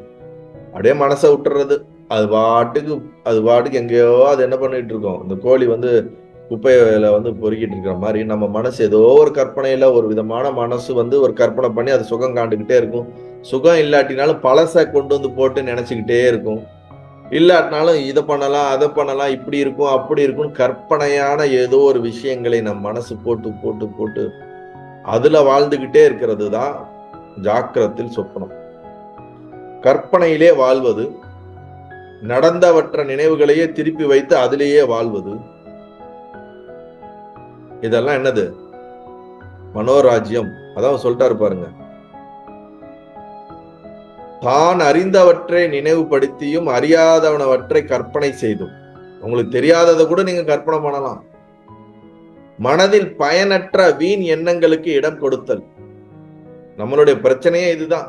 யூஸ்லெஸ் ஆன எல்லா திங்கிங்கும், யூஸ்லெஸ் ஆன எல்லா தாட்டுக்கும் இடம் கொடுக்கறது. நடக்காததெல்லாம் நடக்கிற மாதிரியும், ஏதோ நெகட்டிவ் ஆயிடும் போல, அதாயிடும் இதாயிடும், ப்ராக்டிக்கலா இல்லாம இம்ப்ராக்டிக்கலா நம்ம வாழ ஆரம்பிச்சிடுறது. ரியாலிட்டியோட இல்லாம இன்ரியாலிட்டி அன்ரியாலிட்டியா நம்மளை சுத்தி நம்மளே ஒரு அட்மாஸ்பியரை கிரியேட் பண்ணிட்டு துக்கப்படுவது. ரொம்ப இயல்பா சொல்லணும்னா நம்ம வாழக்கூடிய இயல்பான நிலை, கற்பனையிலே வாழக்கூடிய நிலை, துக்கத்திலே கவலையிலே வாழக்கூடிய நிலை. மனதினால் பயத்தினாலேயோ கவலையினாலேயோ துக்கத்தினாலேயோ ஏதோ ஒரு கற்பனையினால் வாழ்க்கையை ஓட்டிக்கொண்டே இருப்பது, வண்டியை ஓட்டிக்கொண்டே இருப்பது. பகல் கனவுன்னு சொல்லிட்டார். ஜாக்கிரத்தில் சொப்பனமாகும். என்னது? ஜாக்கிரத்தில் சொப்பனம். இதுதான் 4வது நிலை. இந்த நிலையை உங்களுக்கு எக்ஸ்பிளைன் பண்ண தேவையில்லைன்னு நினைக்கிறேன். 4வது நிலை ஆல்மோஸ்ட் எல்லாருக்குமே இது சொன்ன உடனே புரிஞ்சிருக்கும். அப்படி புரியலைனாலும் இப்ப நீங்க டெய்லியும் வாழும் போதே ஒவ்வொரு நாளும் நைட்டு நான் இன்னைக்கு படுக்கிறதுக்கு முன்னாடி பிராக்டிஸ் பண்ணலாம். இன்னைக்கு நான் ஜாக்கிரத்துல எவ்வளவு நேரம் சொப்பனத்துல இருந்தேன் அப்படின்னா உங்களுக்கே தெரிஞ்சிடும். ஓ, இதுதான் அந்த நிலையா, ரைட்டு, ஓகே. தூங்கி எந்திரிக்கிறதுக்கு முன்னாடி நான்ற உணர்வு எப்ப ஃபர்ஸ்ட் வருதுன்னு பாத்தீங்கன்னா இந்த ஜாக்கிரங்கிற நிலையை நீங்க என்ன பண்ணலாம், ஐடென்டிஃபை பண்ணலாம். ஆனா பீஜ ஜாக்கிரதை உங்களால ஐடென்டிஃபை பண்ண முடியாது.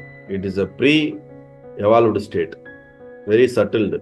ஆனா நான்ற உணர்வு நமக்கு முதல் வர்றதை நம்ம என்ன பண்ணலாம், இந்த பாடியை ஃபோக்கஸ் பண்றதுக்கு முன்னாடியே நமக்கு என்ன ஆயிடும், ப்ரொசஸ் பண்றதுக்கு முன்னாடியே நமக்கு அது வரும். அதை நம்ம ஓரளவுக்கு சட்டிலா இருக்கிறத நம்ம ஐடென்டிஃபை பண்ண முடியும். மற்றது எல்லாமே கம்ப்ளீட்டா வெளியே வந்துடுது. ஸோ இதுதான் 147வது பாடல்ல இந்த 4 ஸ்டேட்டை சொல்லிட்டாரு. அடுத்து 148வது பாடலுக்கு போறோம். உண்டு உறங்கி மனோராஜ்யம் செயல் சொப்பனம் எனும் பேருடையது ஆகும். பண்டு கணா கண்டு மறந்ததை மீண்டும் நினைப்பது சொப்பன நனவாகும். மண்டும் இருள் மூடுவது சுளுத்தியாம் அஞ்ஞான வகை சொன்னோம். விண்டு நிறை முக்தி தரும் ஞான பூமிகள் ஏலும் விளம்பக் கேளாய். உண்டு உறங்கி மனோராஜ்யம் செயல் சொப்பனம் எனும் பேர் உடையதாகும். பண்டு கணா கண்டு மறந்ததை மீண்டும் நினைப்பது சொப்பன நனவாம். மண்டும் இருள் மூடுவது சுளுத்தியாம் அஞ்ஞான வகை சொன்னோம். விண்டு நிறை முக்தி தரும் ஞான பூமிகள் ஏலும் விளம்பக் கேளாய்.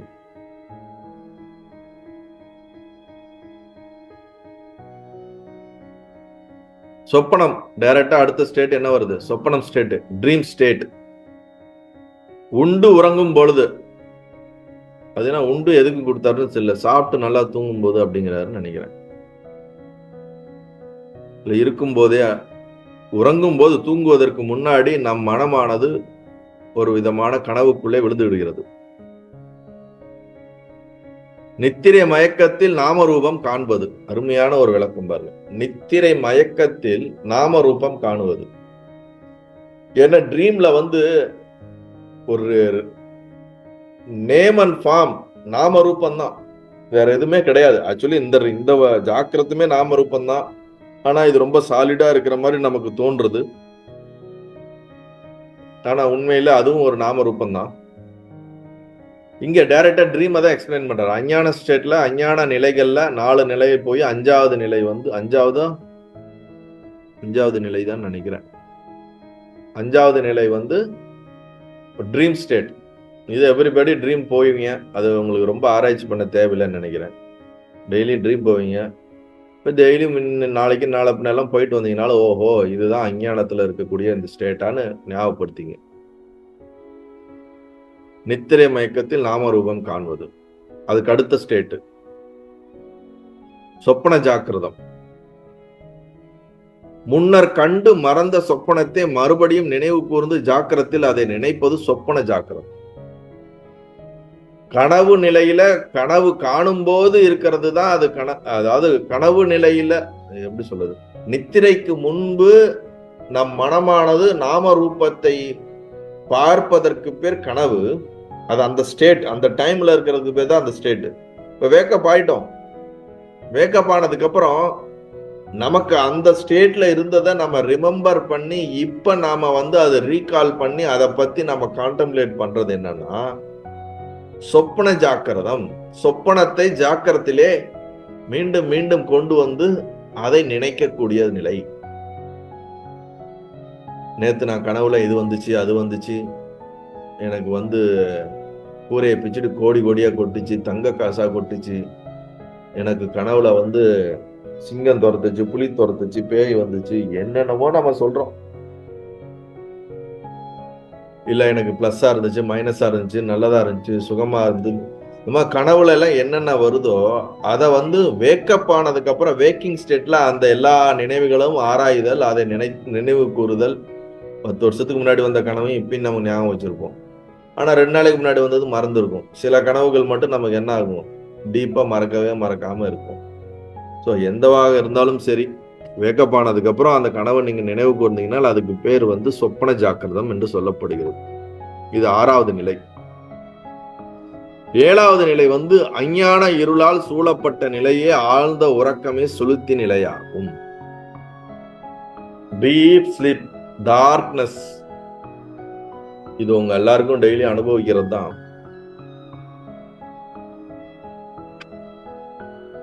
டீப் ஸ்லீப்ல இருந்து வேக்கப் ஆகிறதுக்கு அதுல இருந்து இந்த பாயிண்ட் வரைக்கும் full wake up, full deep sleep, இதுல எல்லாத்தையும் கம்பைன் பண்ணி 7 ஸ்டேட்டு. ஃபுல் டீப் ஸ்லீப்ல ஒண்ணுமே தெரியாம, நானும் தெரியாம, எங்க இருக்கிறேன்னு தெரியாம இருக்கக்கூடிய அஞ்ஞான நிலை தான் டார்க்னஸ், இருள். அதை தான் சுளுத்தி. கம்ப்ளீட் வேக்கப், எல்லா இந்திரியம், மனசு, புத்தி, உடம்பு எல்லாம் ஆக்டிவ் ஸ்டேட், மகா ஜாக்கிரம். டீப் ஸ்லீப் டார்க்னஸ்ல இருந்து வேக்கப் ஆகிறதுக்கு, ஜாக்கிரத நிலை வர்றதுக்கு தயாராகக்கூடிய பாயிண்ட் தான் வந்து பீஜ ஜாக்கிரதம். அதுக்கப்புறம் நான்ற உணர்வு வந்ததுக்கு அப்புறம் ஜாக்கிரதம், அப்புறம் மகா ஜாக்கிரதம். இந்த சுளுத்தில இருந்து மகா ஜாக்கிரத்துக்கு வர்றதுக்கு நடுவுல ட்ரீம் அப்படிங்கிற அந்த ஸ்டேட்டும் வந்துடுது, சொப்பன ஸ்டேட்டும் வந்துடுது. சொப்பனம் வந்ததுக்கு அப்புறம் தான் வேக்கப் ஜாக்கிரம் வருது. ஜாக்கிரத்துல வந்து நமக்கு வந்து சொப்பனத்தை நினைவு கூர்ந்தா சொப்பன ஜாக்கிரதம், அல்லது ஜாக்கிரத்துல இருந்து நம்மளா பகல் கனவு காண்றது வந்து ஜாக்கிரத சொப்பனம். 7 ஸ்டேட்.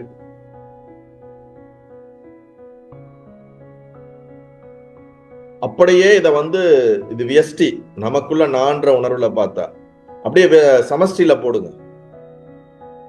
இந்த உலகம் உற்பத்தி ஆவறதுக்கு முன்னாடி பிரளயத்தை ஆனதுக்கு அப்புறம் அங்க இருக்கக்கூடிய ஒரு டார்க்னஸ், ஒரு இருள் அப்படி வச்சு பார்த்தா அதுதான் அங்க வந்து ஒரு டார்க்னஸ் ஆன சுளுத்தி ஸ்டேட்டு, பிரளய ஸ்டேட்டு. அதுல இருந்து சிருஷ்டிக்கு தயாராகக்கூடிய நிலை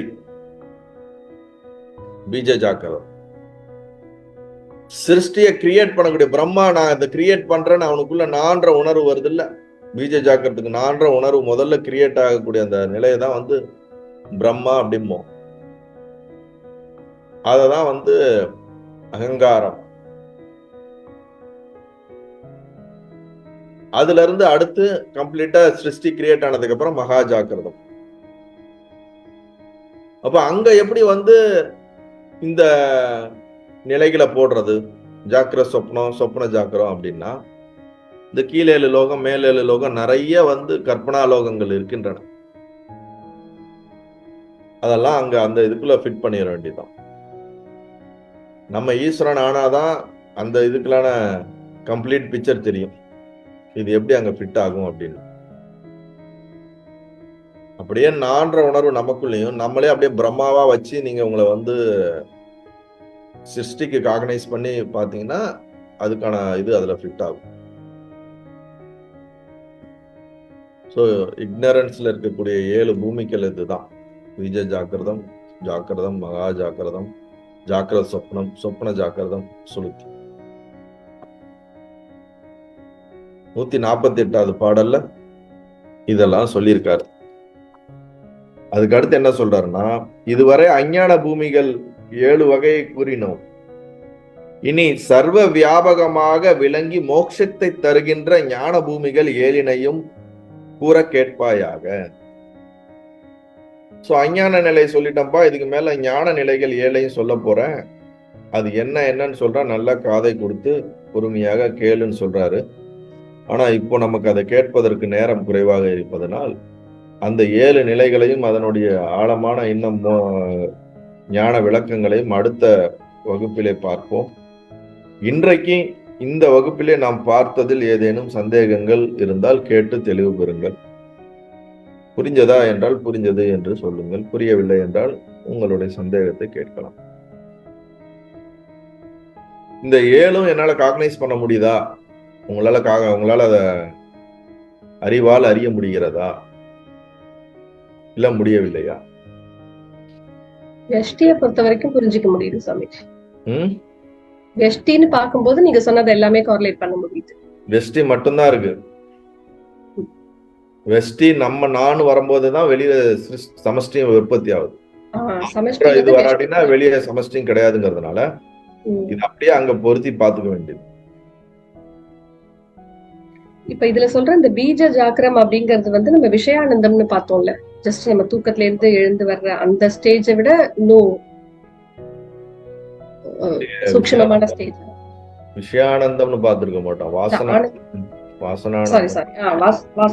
வாசனானந்தம் கூட தூக்கத்துல இருந்து வெளியே வரும்போது இந்த நமக்கு வந்து அகங்கார உணர்வு ஜாக்கிர நிலைக்கு நம்ம அந்த வரக்கூடியது மகா ஜாக்கிரத்துக்கு முந்தின நிலையில நமக்கு அதனுடைய கண்டினியூஷனான அந்த சுக உணர்வு தொடர்ந்து கொண்டே இருக்கிறத தான், மெமரியா ரீகலெக்ட் ஆகிட்டே இருக்கிறது தான் வாசனானந்தம்னு பார்த்தோம். அது வந்து இந்த ஜாக்கிரத்து நிலையில கிடைக்கிறது. பீஜ ஜாக்கிரம்ங்கிறது அதுக்கு முன்னாடி இருக்கிற, அதுக்கு முன்னாடி. சரி, இப்ப உங்களுக்கு இன்னும் எளிதா புரியணும்னா, விதை வந்து வெடிச்சாதான் அதுல வந்து அந்த ஃபர்ஸ்ட் ஒரு வாட் எவர் ஒரு குருத்தோ வெளியே வரும். அது வெடிக்கிறதுக்கு முன்னாடி அது உப்பிடும். நீங்க விதைய பாத்தீங்கன்னா தெரியும்.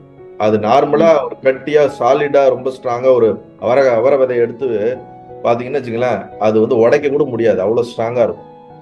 ஆனா நீங்க ஒரு நிலத்துல போட்டுட்டீங்கன்னா அந்த ஈரத்தன்மையில நிலம் மண்ணோட சேரும்போது அது எக்ஸ்பேண்ட் ஆகும். விதை எக்ஸ்பேண்ட் ஆகி அது தயாரானதுக்கு அப்புறம் தான், உள்ளுக்குள்ள ஏதோ ஒண்ணு நடந்ததுக்கு அப்புறம் தான் அது வெளியில வெடிச்சு ஃபர்ஸ்ட் ஒரு இலை வெளியே வர்றதுக்கான முயற்சி வரும். ரெண்டாவது எந்த செடியும் பாத்தீங்கன்னா வெடிச்சு ஒரு இலை வரும், அந்த இலைக்கும் அந்த செடியோட இலைக்கும் சம்பந்தமே இருக்காது.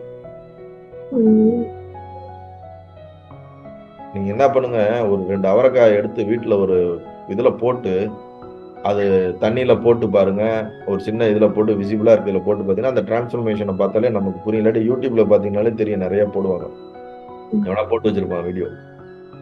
அப்ப அந்த விதை வந்து உப்பும், அந்த தண்ணி உள்ள போய் மண்ணுக்கு பிடிச்சி உப்பி அது வெடிக்க, அது தனக்குள்ள இலைய உள்ளுக்குள்ள அந்த குருத்தை வெளியே வர்றதுக்கு தயாராகிறதுக்கு இருக்கிற நிலை தான் பீஜ ஜாக்கிரம்.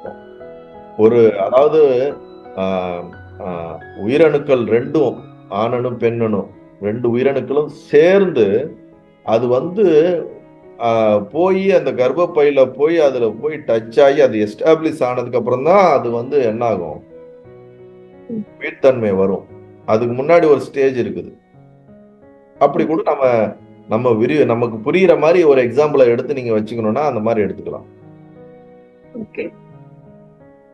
அது கம்ப்ளீட்டா அந்த ஒரு சிசு ஃபார்ம் ஆகி அதுக்கு வயிற்றுக்குள்ள வந்து அது வந்து நான்ற உணர்வு, அது வந்து ஒரு உயிரா வருதுல 6 மாசமோ 7 மாசத்துல தானே அதுக்கு வந்து கம்ப்ளீட்டா எல்லாம் ஃபார்ம் ஆகி நான்ற உணர்வு அதுக்கு வந்து அது கேக்குது பாடுது அப்படின்னு சொல்றாங்க.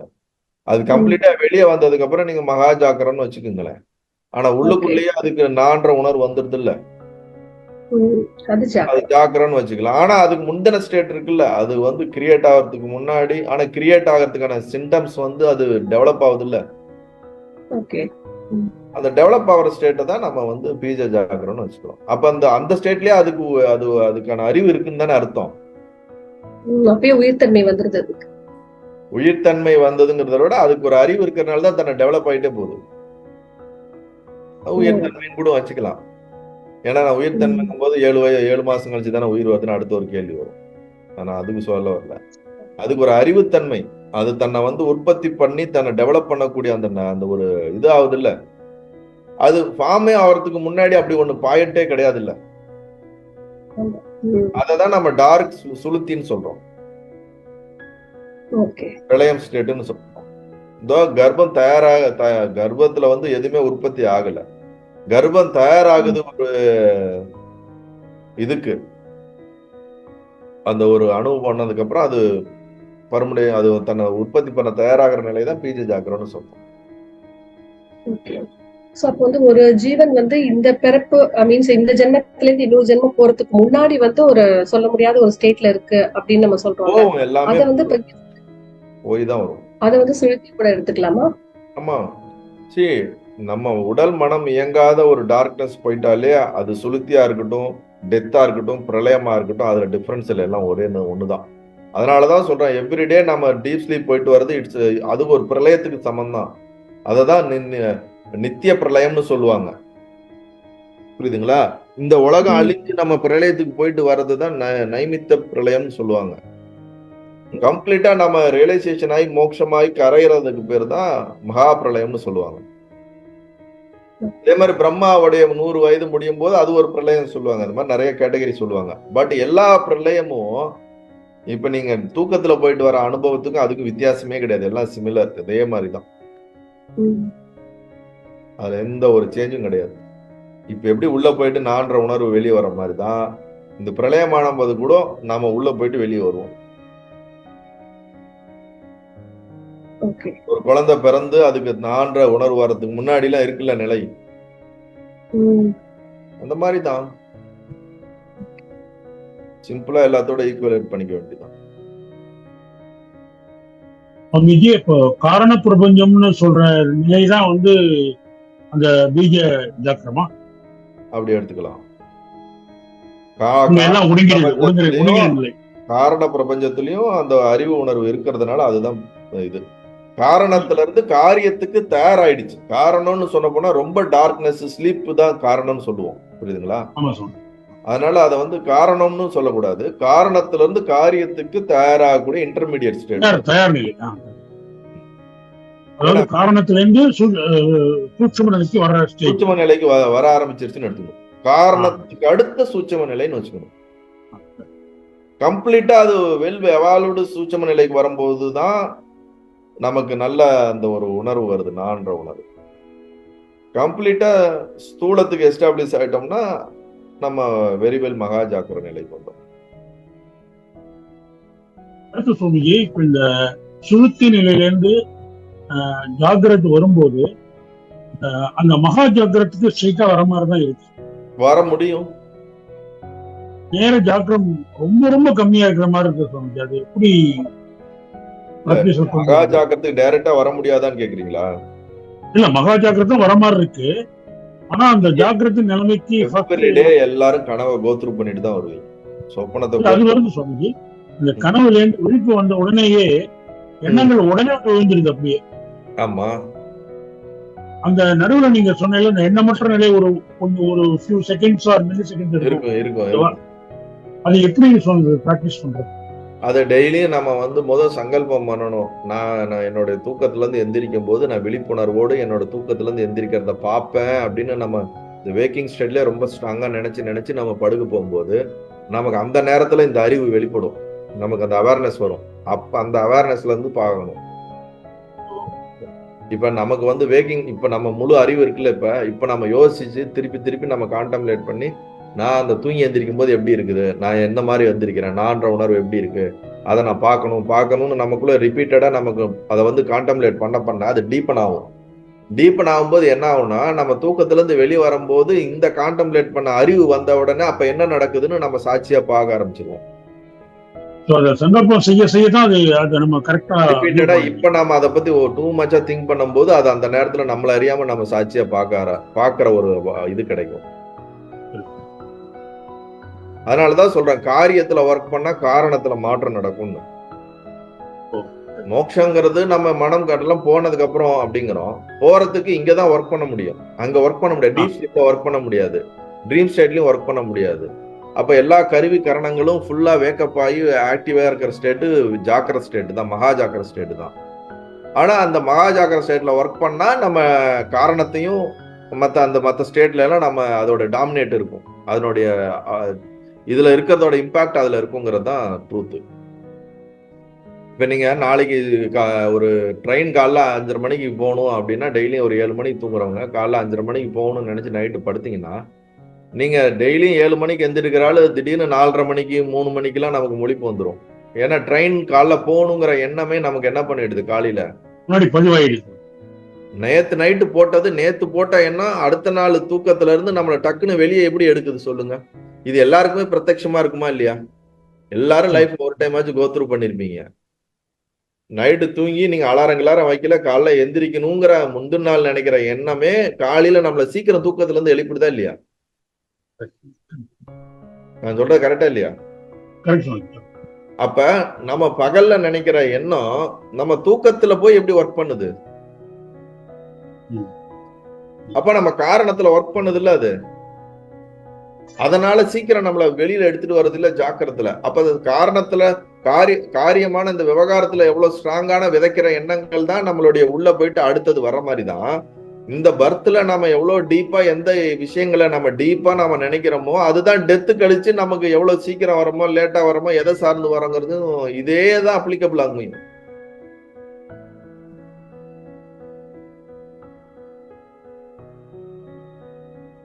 இந்த சொப்பனத்துக்கு பிரளயமும் அப்படிதான். பிரளயத்தை கழிச்சு நம்ம வர்றது எல்லாமே இன்னைக்கு நம்ம என்ன ஆசைப்படுறோமோ அதுக்கேற்ற மாதிரி தான் அடுத்த பர்த்துங்கிறதுலாம் இந்த சேம் இந்த டெக்னிக்கலா நீங்க ஆராய்ச்சி பண்ணீங்கன்னா இதே தான் வரும். இப்ப சொப்பனத்துக்கும் சொப்பனத்துக்கு வரும்போதே நமக்கு நான்ற எண்ணம் வந்துடும். நல்ல நான்ற எண்ணம் வந்தாதான் நம்ம சொப்பனத்தை பாக்குறோம். சொப்பனத்துல இருந்து இந்த உடம்புங்கிற இந்த டிரான்சாக்ஷன் பீரியட்ல நமக்கு ஒரு கேப்ல ஒரு நான் வரும். சொப்பனத்துக்கு முன்னாடியே நான்ற உணர்வு வந்தாதான் சொப்பனத்தையே பார்க்க முடியும். இல்லாட்டி சொப்பனத்தை எப்படி பார்க்க முடியும்? பீஜ ஜாக்கிரத்துல இருந்து ஜாக்கிரத நிலை வரும்போதே சொப்பனம் அதுக்கப்புறம் வருது. ஆனா அது ரொம்ப சட்டிலா இருக்கு, நமக்கு தெரியல. ஆனா சொப்பனத்துல இருந்து ஜாக்கிரத்துக்கு வரும்போது நம்மளால ஓரளவுக்கு என்ன பண்ண முடியும், இந்த ஜாக்கிரத நிலையை அறிய முடியும். இல்ல அப்படின்னா நான் சம்டைம்ஸ் ரொம்ப டீப்பா மெடிடேட் பண்ணி நமக்கு மனம் உடம்பு இல்லாம வெறும் நான்ற உணர்வு இருக்கும்போது அது ஜாக்கிரத நிலையை நம்ம எடுத்துக்க முடியும்.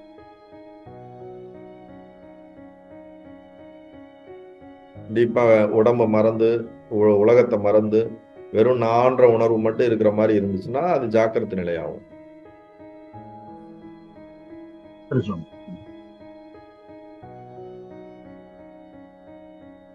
இப்போ சொப்பனமே வராதபடி பண்றதுக்கு சான்ஸ் பண்ண முடியும். சொப்பனம்ன்றதே பாத்தீங்கன்னா இன்னொரு ஜாக்கிரதை மாதிரி தான் இருக்கும். அதாவது நான் சொப்பனங்கிறது வந்து ரொம்ப மெடிடேஷன்லாம் இருக்குது. தூக்கமே இல்லாம டைரக்டா சொப்பன டீப் ஸ்லீப் போயிட்டு டைரக்டா வெளியே வருவோம். நடுவுல வந்து உங்களுக்கு இந்த சொப்பனத்துக்குள்ளே போகாம ஸ்டேட் பாயிண்ட் டு பாயிண்ட்ங்கிற மாதிரி டீப் ஸ்லீப் டு ஜாக்கிரத் டு டீப் ஸ்லீப். இப்போ 2 மணி சொப்பனம் வருதுன்னா அப்ப ப்ராப்பர் ஸ்லீப் இல்ல அல்லது சுஷி இல்லைன்னு அர்த்தம். ஆமா, அதிகமா சொப்பனம் வரக்கூடாது. அதிகமா நம்ம படுத்து தூங்கிட்டே இருந்தோம்னா சொப்பனம் வரும். இப்ப காலையில கண் விழிக்கிறோம்னு நினைச்சுங்களேன், நமக்கு வந்து ஒரு 6 மணிக்கு முழிப்பு வந்துருது, நம்ம ஒரு 8 மணி வரைக்கும் தூங்கினோம்னா அந்த 2 ஹவர்ஸ் வந்து திருப்பி நிறைய சொப்பனம் வரும். இனிஷியலா ப்ரியாரிட்டியில ஏதோ வந்துட்டு போவோம். நீங்க திருப்பி தூக்குனீங்கன்னா அது நம்மளை டிஸ்டர்ப் பண்ற மாதிரி நிறைய வந்து அன்வான்டான விஷயங்கள் எல்லாம் ட்ரீம்ல வந்துகிட்டே இருக்கும். அதனால வந்து சொப்பனம் அதிகமா இல்லாம இருந்தா நல்லதுதான். அதுக்குதான் வந்து ரொம்ப தூங்கக்கூடாதுங்கிறது. அதனால தூங்காம இருக்கக்கூடாது. தூங்காம இல்லாம அதாவது தூக்கம் இல்லாம இருக்கக்கூடாது. தூங்கணும், கரெக்டா தூங்கி கரெக்டா இருந்துச்சு. Even short span of period of ஸ்லீப்ல கூட இந்த சொப்னன்றது வந்து பிளேஸ் a major role. நீங்க இப்ப படுக்கிறீங்க, 11 மணிக்கு படுக்கிறீங்க, திடீர்னு ஒரு 2 மணிக்கு முழிப்பு வருது, நீங்க ஒரு ரெஸ்ட் ரூம் போறீங்க, நீங்க முழிப்பு வரதுக்கு முன்னாடி ஒரு ட்ரீம்ல வந்துட்டு வருவீங்க, சரிங்களா? அது வந்து டிரான்சிஷன் பீரியட். நீங்க சுளுத்தில இருந்து ட்ரீம் வழியா தான் வேக்கப் ஆவீங்க. இதுதான் நார்மல் வே ஆஃப் வேக்கப். அதனால நீங்க 2 மணிக்கு திடீர்னு எந்திரிச்சா எனக்கு ஒரு ட்ரீம்ல இருந்து தான் வந்தேன், எனக்கு அந்த நேரத்துக்கு ட்ரீம் இருக்குது அப்படின்னு நினைக்க வேண்டாம். வேக்கப் ஆகிற மெத்தடே வந்து ட்ரீம் வழியா தான் வரீங்க நீங்க. அதனால ட்ரீம் இல்லாம நீங்க வந்து வேக்கப் ஆகிறதுக்கு ஜென்ரலா இருக்காது. சம் எக்ஸ்ட்ராடினரியா ப்ராக்டிசஸ்னால, நம்ம முயற்சினால, நம்மளுடைய டீப்பா நம்மளுடைய ஞானம் இந்த இதுல டீப்பா எஸ்டாப்ளிஷ் ஆகும்போது இதுல தான் நம்ம டைரக்டா அதுல இருந்து வருவோம். ரேர் கேஸா வருவோம். ரெகுலர் மெத்தட் வந்து சொப்பனத்து வழியா தான் வருவோம். நீங்க 4 வாட்டி நைட் எந்திரிச்சாலும் 4 வாட்டி சொப்பனத்து வழியா தான் வருவீங்க. உடனே நம்ம நினைச்சுக்க கூடாது, ஐயோ நம்ம நைட்டு ஃபுல்லா கனவு தான் காண்டுகிட்டு வந்தோமா, தூங்குமா இல்லையான்னு. அப்படி கிடையாது. உங்க உடம்பு ரெஸ்ட் எடுத்திருக்கும், 2 ஹவர்ஸ் தூங்கியிருப்பீங்க, ஒரு 2 நிமிஷம் அந்த சொப்பனம் வந்திருக்கும். அந்த 2 நிமிஷம் சொப்பனமே 20 வருஷம் 30 வருஷம் வாழ்ந்த மாதிரி நமக்கு உணர்வு கொடுக்கும். அதனால நம்ம ரொம்ப நேரம் சொப்பனத்துல இருந்தா நம்ம நினைக்கக்கூடாது.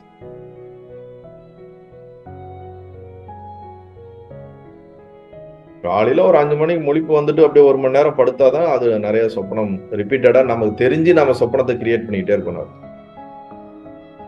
சுவாமிஜி, இந்த 7 ஸ்டேஜுமே வந்து அஜ்ஞான பூமிகள்னு சொல்றாங்க. பட் ஆனா ஞானிகளும் இதே 7 ஸ்டேஜ் தானே வந்து அண்டர்கோ பண்றாங்க.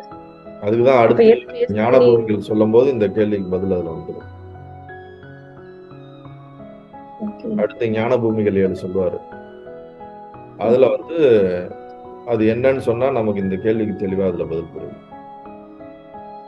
நீங்க வகுப்பை நிறைவு பண்ணுவோமா? அந்த சத்து சித்து ஆனந்தம்னு அந்த 3 பாடல்கள், இதை தத்துவ விளக்கப்படலத்திலையும் அதோடைய எக்ஸ்பிளனேஷன் கொடுக்கப்பட்டிருக்கும். அதை மட்டும் டீப்பா அனலைஸ் பண்ணி கான்டம்ப்ளேட் பண்ணி அது புரிஞ்சிருச்சுன்னா போதும். இந்த விஷயங்கள் புரிஞ்சு டீப்பா நீங்க அதுல போனாலே நிறைய இது படிக்காம இந்த ஞானம் வந்தாலே போதும். 100 டெக்ஸ்ட் படிக்கணும், 200 டெக்ஸ்ட் படிக்கணும், எல்லா நூல்களையும் படிக்க வேண்டிய தேவையே இல்லை. இது நமக்கு ஒரு விதத்துல புரியலங்கும் போது வெவ்வேறு கோணத்துல வெவ்வேறு நூல்களை படிச்சு அதுல இருந்து நமக்கு பல அஞ்ஞானத்தை நீக்கிறதுக்கான முயற்சிகள் தான். வெவ்வேறு இதை படிக்கிறோம், பிராக்டிஸ் பண்றோம் எல்லாமே.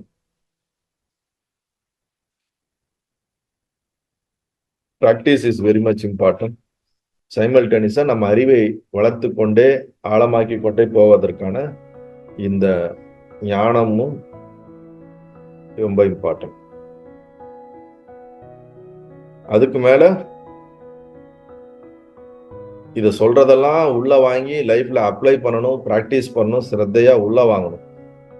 ஐயோ ஒரு வாரம் ஆனா கிளாஸ் எடுக்கிறாரு, வேற வழியே இல்லாம வந்து உட்கார வேண்டியதே இருக்கேன்னுலாம் வரணும். அப்படின்னா உள்ள போகாது. இது என்ன அப்படின்னு ரொம்ப கஷ்டப்பட்டு இது உள்வாங்க கூடாது.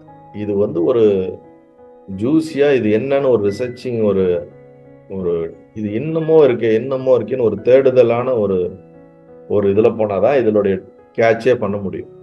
எந்த மாதிரி அப்ரோச் இருக்கணும் அப்படின்னா, நமக்கு டேஸ்ட் இருக்கணும். இதுல இது நல்லா இருக்குன்னு அந்த டேஸ்ட் அது அடுத்து நான் அதுக்குள்ள போகணும். அந்த டேஸ்ட் இருந்தாதான் இது உங்களுக்கு உதவும். ரொம்ப கம்பல் பண்ணி வாயில நம்ம திணிக்கிறோம், கசப்பா இருக்குன்னு நினைச்சீங்கன்னா இதனால பெருசா உங்களுக்கு ஒர்க் ஆகாதுன்னு அர்த்தம். ஏன்னா நம்மளுடைய சிரத்தையும் நம்மளுடைய விவேகம் வைராக்கியம் ரொம்ப முக்கியம். சாதன சென்சிட்டியும் ரொம்ப முக்கியம். நல்லது.